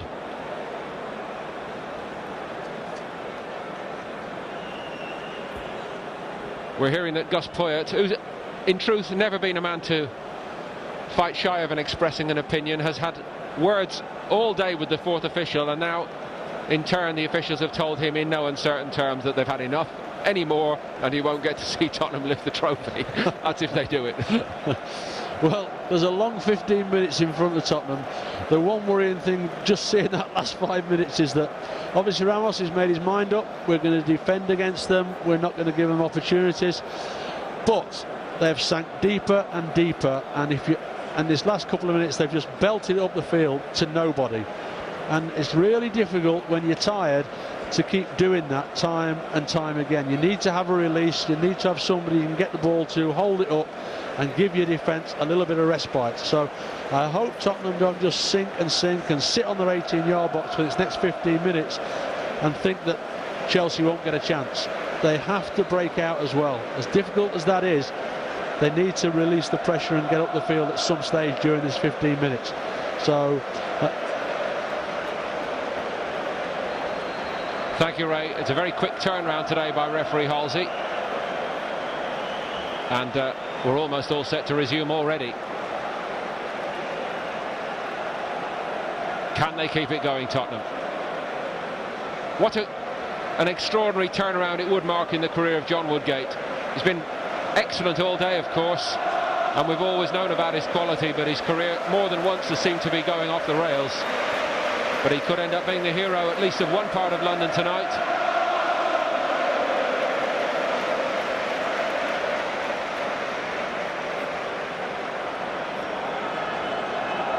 Chelsea have 15 minutes to force their way back into it. Here we go.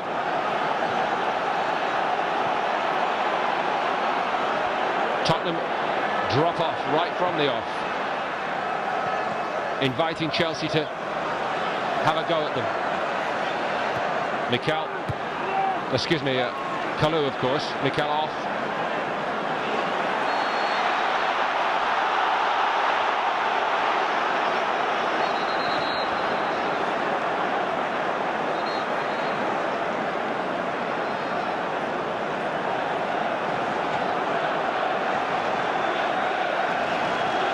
We might be in for 15 minutes of this, you know.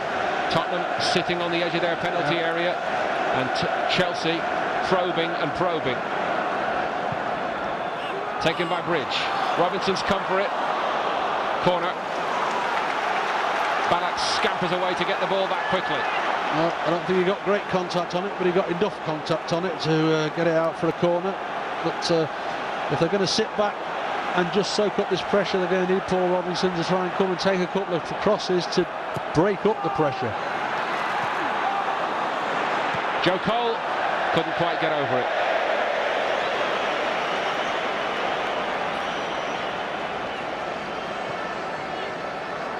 Ironically, we heard from Cole after the Olympiacos game in the Champions League midweek, Ray, frustrated by Chelsea's inability to score more than one goal in a game, or in that case, obviously not score at all. But yeah, I think I think you're right there. It's, because they do rely totally on getting in front, and then they've got enough confidence in the side to stay there. The problem is, as has happened today, if somebody gets a goal back against them, it's lifting themselves to go again.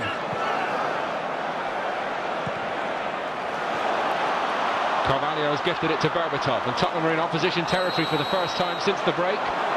Not for long.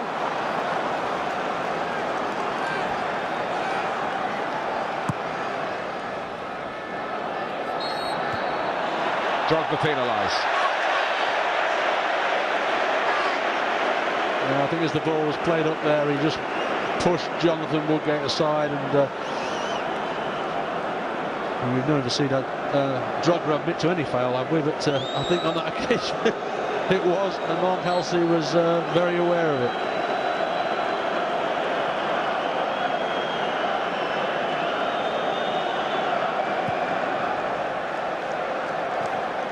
Berbatov. Carvalho got a toe in, so too did Belletti, but Lennon was sharply back at him. Gets rapturous hand from the Tottenham crowd, who've waited so long for a glory day, the sort that Tottenham Hotspur as a club was built on in every decade, of course. But Chelsea will keep coming, and Elka's coming here at King.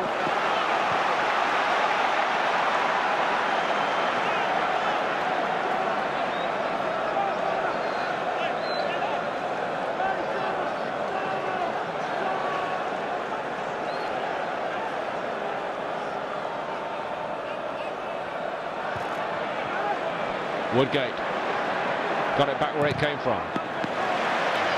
Genius gave chase out into the corner very quickly.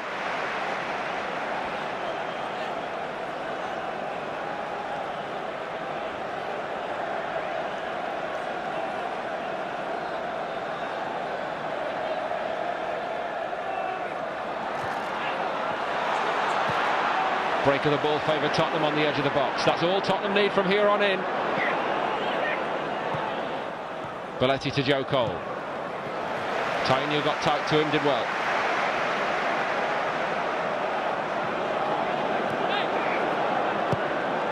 In by Carvalho this time.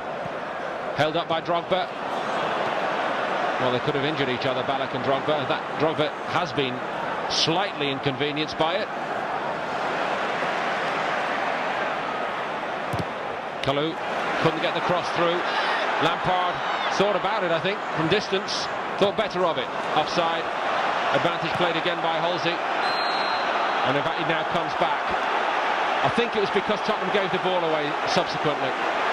Yes, I mean, obviously when the linesman put his flag up, Tottenham finished up with possession. Definitely, there's two players offside there.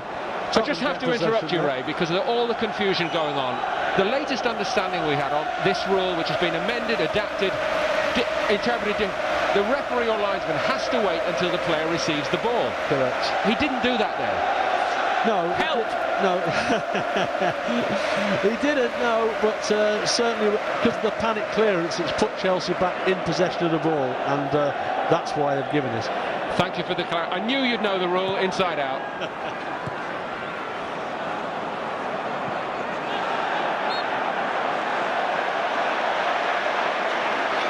More breathing space for Tottenham. Well, this will suit Tottenham down to the ground. The more the game can be broken up in this last 15 minutes, the easier it's going to be, because what they don't want Chelsea to do is build up a momentum, pin them back in that box, and at some stage they get a bad bounce and Chelsea will get that chance. In your own career, Ray, you must have played, and heroically on occasion, played in big cup finals, extra time games. Is the mental tiredness as much of a question mark as the physical? It is, without a shadow of a doubt. Drogba, still Drogba, what a block by King. Carvalho just got there ahead of Lennon. And who's got the nerve for it today? Tottenham's nerve seem to be holding so far. Woodgate had Drogba round the chest. It's another penalty, I think. No, he's given offside. He's given offside against Drogba. But Woodgate had Drogba in an arm wrestle. Well, I'll tell you, it's lucky he was offside, because when I saw the linesman's flag, he is offside. There's Drogba as the ball. Good decision by the linesman. When the ball was delivered in, Woodgate is all over Drogba there, and as the linesman's flag went up, initially I thought, that's going to be another penalty. He just wraps himself around it, lifts him off his feet, but thankfully he was in an offside position before it was delivered.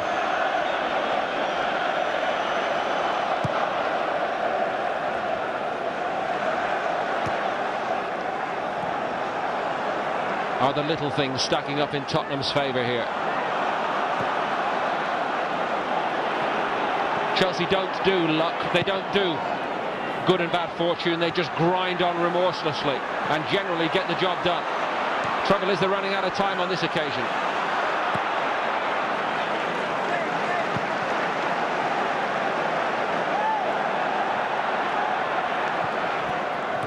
Ballack gets another throw.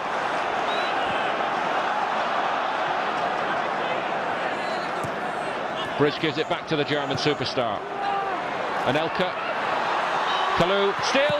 Brilliant. What a stop by Robinson. Fantastic work. But Chelsea come in a blue tide unceasingly. Joe Cole. And still. Belted away this time by Kabul. Well, that's a vital save. It might have been with his feet, but it doesn't matter how you do it. Carvalho. It's breathless at Wembley. And it's all Chelsea. Carvalho again. And still, I think he's blown against Carvalho. People are standing all around the ground. Well, this is a vital save. He makes space for himself, and it's so close to Robinson's body, he can't get his hands down, but he manages to get his right foot and get a block on it there, and that really is a vital save. And that's great news for him, because that'll give him a fabulous boost to his confidence. And the management, who decided to bring him back in midweek after Radic Cherny had played in all of the last 10 games before that for Tottenham. Lennon.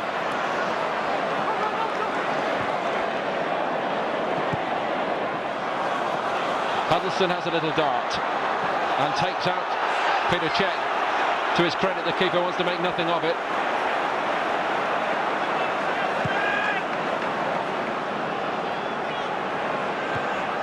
Woodgate, fantastic in the air today. Given away by Huddleston. Tottenham could have done with him holding on to it there, I think. Bridge charges on. Kalou overran it slightly. Lampard couldn't help him out. Lennon. This time they do reach a teammate with it, and it's Berbatov who can hold on to it. Trying to link again with Lennon. Of course, if Tottenham get one more, it's all over, surely.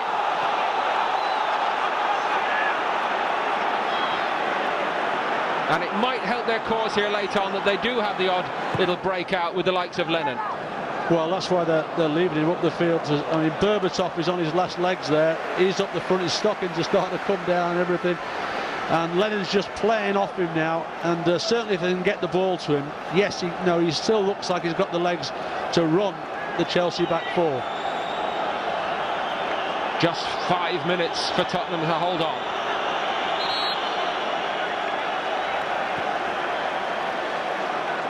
He's going to give a yellow card here to Timo Tainio for time wasting. I think, to be fair, to start off with, there was nobody in front of him. He could throw the ball to. They were all so tired. I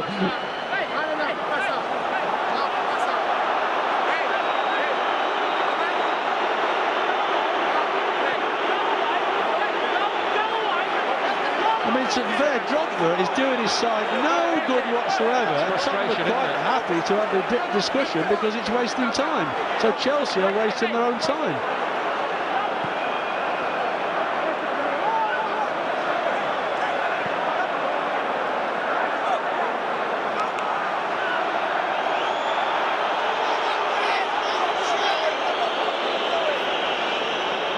I think we can reliably say that he will add the time on, referee Halsey. He certainly did in the first period of extra time. Belletti takes for Chelsea. That was a hit and hope ball, really, nothing more than that. Chelsea need better. That time it was Steve Clark, the Chelsea assistant, to rescue the ball at the touchline. King got something on it. Joe Cole! And it's another big save by Robinson. I don't think Joe Cole quite got hold of it, but how many more good chances will Chelsea get now? No, he definitely didn't make great contact with this. Ledley King's probably his first mistake. Drops down to Joe Cole, doesn't strike it cleanly, but it still took a good save from Robinson low to his left-hand side there. They've had two great opportunities, Chelsea denied by Robinson. Is Tottenham Hotspur's name on this trophy this season? Is Juan de Ramos about to do it yet again in a cup competition? Only this time even quicker than he managed to do it in Spanish football.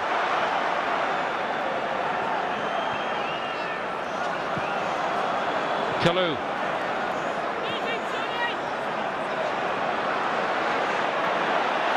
Broken up. It's 2-on-2 at the other end suddenly. Oh, all it needed was a better ball to Leonard. I mean, it's so disappointing for Sakura because he's been fantastic in everything else he's done today, but just his passing at times lets him down and lets the team down. They've just had such a great opportunity to finish the game off there. Actually, it's the second he's had, Ray. Remember him one-on-one with Cech earlier. Yeah. Joe Cole, brilliant from Cole. And Kabul it was this time who stood firm. They've done everything you might have expected of Chelsea, bar putting the ball in the net, which is the only bit that counts in this last period of extra time. No time to lose now for Lampard. Drogba. Another chance for Lampard to cross it, perhaps. Everybody's in that penalty area. That was a tired cross by Lampard. Only understandable. Tottenham watch the time dripping out of the hourglass, but it's not going quickly enough for them.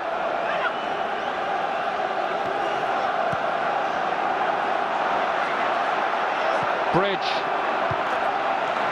Kabul again got his head to it. Peter Cech's halfway to the touchline. Bridge didn't risk trying to pass it to him. He went the long way round, but it was the right decision. It's like a training ground routine now. Everybody camped in and around the goal. We're in the last minute of the 30. They're going to play 3 added minutes here on top of it. Chelsea have won one corner after another. It's when you see them like this, though, you think, why don't they play like this when they're 1-0 up and they can kill a game off? But they haven't done. Through everybody to Joe Cole. Belletti, wild. It's gone about 20 rows back into the Chelsea end, and they'll throw the ball out quickly. But Tottenham will take a breather. He had it in his grasp, Avram Grant, today. Has he been foiled by this master? of cup football, Ramos. They're all waving the flags at the Tottenham end. Robinson can almost afford a smile. I'm not sure he realises there's 3 more minutes to go here. He'll know now. Tottenham have possession.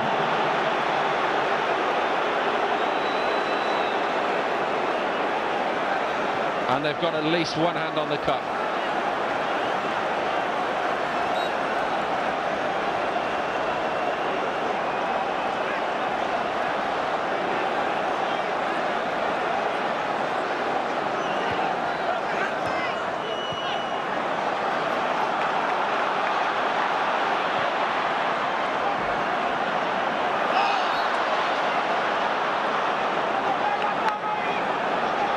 Chelsea fighting to get the ball back. And I think it's a yellow card now for Lennon as well.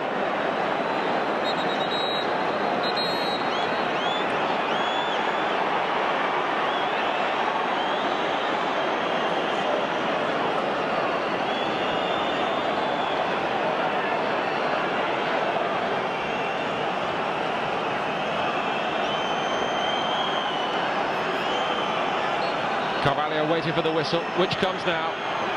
Will it come for Chelsea now? Berbatov climbed with Drogba, and the referee, who was right there, said Berbatov was the last player to touch it. He's got to stop arguing, he's got to concentrate on picking up whatever his responsibility is here. Can Chelsea save themselves? Robinson has missed it. The whistle's gone. Tottenham free kick.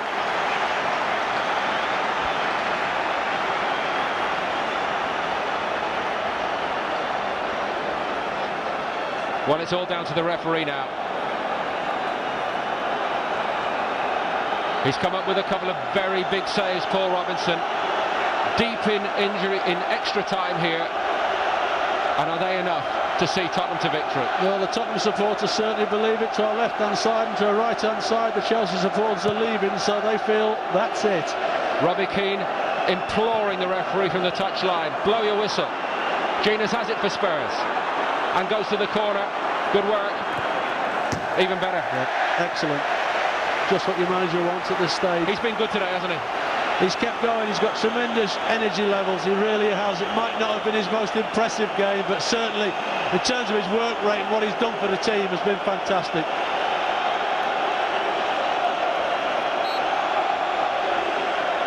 It's a special scene for a Tottenham Hotspur fan, I can tell you, at Wembley. And they've waited a long, long time to enjoy it. They think the cup is theirs. I think Jenas is going to be booked as well now, kicking the ball away. Is there any way now that Chelsea can break their hearts? The yellow is for Jenas. You're quite right, Ray. I don't think it'll get a mention on the way home if Tottenham have got the cup on the bus with them. Sakura, he'll belt it, won't he? Yeah.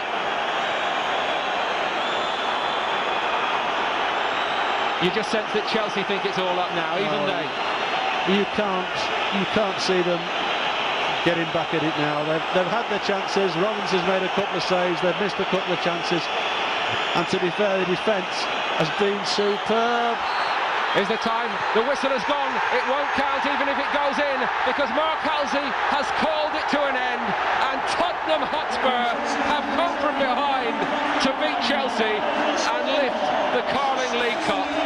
It was no great game, but it is the most dramatic comeback by Spurs, and who knows, it might signify a much bigger comeback for the club. And for so long today, it looked like Chelsea's day.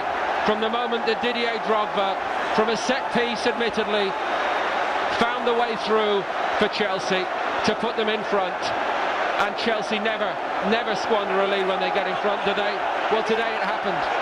It took Tottenham an awfully long time, but when Wayne Bridge handled, Berbatov held his nerve, and then John Woodgate, in extra time, the most unlikely goal-scoring hero imaginable.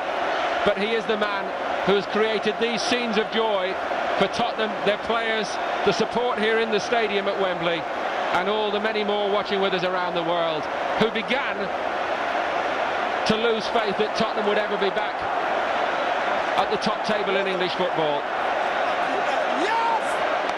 All the extra training that this man Ramos is alleged to have put into the routine at Spurs may have paid off, because they did keep going right to the very end of extra time. Robbie Keane wasn't on the field when the final whistle blew, but what a contribution from him, and how they love him, and how long he has waited to win a major medal in his career in English football. No, it's fantastic scenes down there, it really is, and you know, they've worked hard. Ramos has gelled them into a really strong group, and they've believed in themselves, and they've just kept defending and keeping the shape and getting bodies in the way. And of course, at important times, Paul Robinson made a couple of very, very good saves. But for me, the two best players for Spurs, I thought Woodgate and Ledley King were enormous all afternoon. And of course, Woodgate at the added bonus of scoring the winning goal, something he'll never forget for the rest of his life. These are special scenes for the Tottenham players, because from where they were after the first 2 or 3 months of the season, to be coming to Wembley for the first time in the Carling Cup final and to walk out of here with a trophy, it's special for them, and it's special for this club as well in their anniversary season as well. Absolutely right, and so many of the greats of former years are with us in the crowd this afternoon at Wembley, and we saw a few of them, the likes of Chivers and Mullery and Peters, Pat Jennings. They know what it's like to win trophies as Tottenham players, and now maybe a new generation is going to get the taste for it too.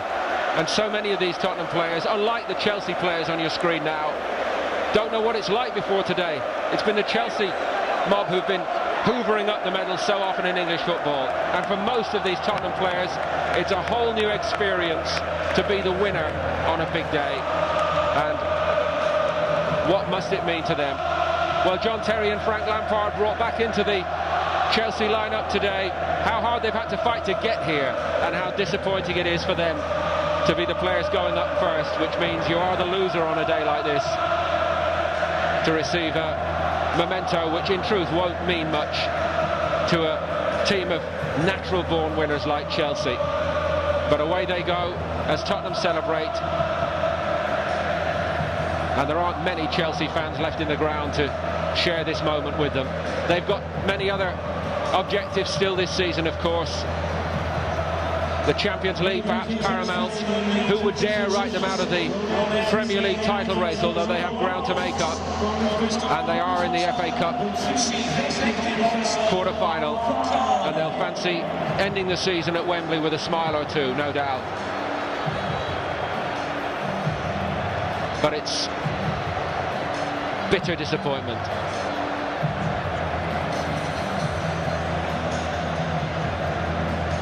As ever, the team selection will be questioned, whether Avram Grant got it right or wrong, but the simple truth is, if they win, he's got it right, and if they don't win, he's got it wrong, essentially. But they do have to find a way, surely, of finding another goal or two in the big games that remain this season. 202 steps up to the top, and it feels a lot longer, surely. Yeah, I think when you've lost, it probably seems double that. And certainly for the likes of John Terry and Frank Lampard, they're not used to walking up any sort of steps as losers. So it's a big blow to them, but knowing the character of those two and the rest of the team, I'm sure that it will drive them on to really make strides. Maybe the Championship is maybe still a little bit out of their grasp at the moment, but certainly the Champions League, and of course with so many of the Premiership sides being out of the FA Cup as well, they will really think they've got a chance in that as well. Well, it'll certainly be a subdued Chelsea party that travels back across London this evening, and the smiles are all on Tottenham faces, and the stage belongs to them too. Jonathan Woodgate nominated as man of the match, ahead of even King and one or two of his fellow defenders. Well, he's probably swayed it with him scoring the winning goal, I would think, but certainly for me, Ledley King and him were the two best players for Spurs. I thought they were magnificent throughout. You know, Drogba can be a problem at any stage to you. They also had to deal with Anelka at times, you know. So they dealt with everything that came in the box. I only remember Ledley King making one mistake, and thankfully Paul Robinson pulled him out of that one. But apart from that, considering he's hardly played this year, they've spent probably 6 weeks trying to get him ready for this game. It's paid off for the club. They've finished up with the trophy. He looked at times, as I say, towards the end of the game that he was really struggling, and that's maybe why Ramos brought on Kabul to make sure they had 3 at the back to try and give him a little bit of extra help. But it all worked out for Ramos. What a start for him with his Tottenham career. And there's the lad. He's managed to walk those 202 steps, but he looks to be limping a little bit to get there. And Robbie Keane did say, while King was out of the side, if it is to be Tottenham's day, one way or another, it will be Ledley King who will receive the trophy. But how much better for him that he's played such a big part in it for his side today.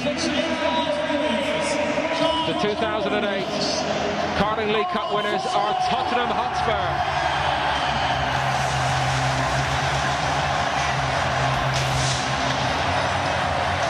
Cue the fireworks, cue the noise, and cue the Tottenham celebrations. The road started against Middlesbrough. It took in Blackpool in round 4, Manchester City in the quarter-finals, and sweeter than sweet, a 2-legged victory over Arsenal in the semi-final, before putting it over on their other great London rival on the biggest day of all. Jonathan Woodgate, we think, you know, it was his first goal anywhere in English football since his Leeds career, and of course he did score against Chelsea when he was a Leeds player. And it was a special goal. It's not very often time you can play a 1-2 against Peter Cech, the keeper, and it finished off the back of the net. But as I mentioned in commentary, you need a little bit of luck to win cups, and as well as Tottenham did, they just had that little bit of luck at the right time, and there they are showing that trophy off, and they deserve it, and that is fantastic. The Ramos revolution, new faces, and the players that he believes could take Tottenham Hotspur forward as a club. They last won the FA Cup back here in 1990-91, but this man has the magic touch, no question. UEFA Cups in successive years, the Spanish Cup last season at Sevilla too.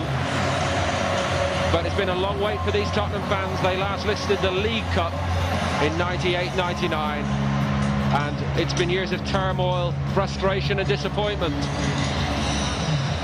Maybe now Tottenham Hotspur are on their way back to join the elite, truly be one of the big clubs, which is what they always were when Ray played there after his Liverpool career in the 80s, in the 70s, most certainly the 60s and 50s too. That's what Tottenham Hotspur as a club's built on, and that's where these boys want to take them back to. And you sense this evening as though they've made that first step by going up the steps of Wembley and coming back down as the winners.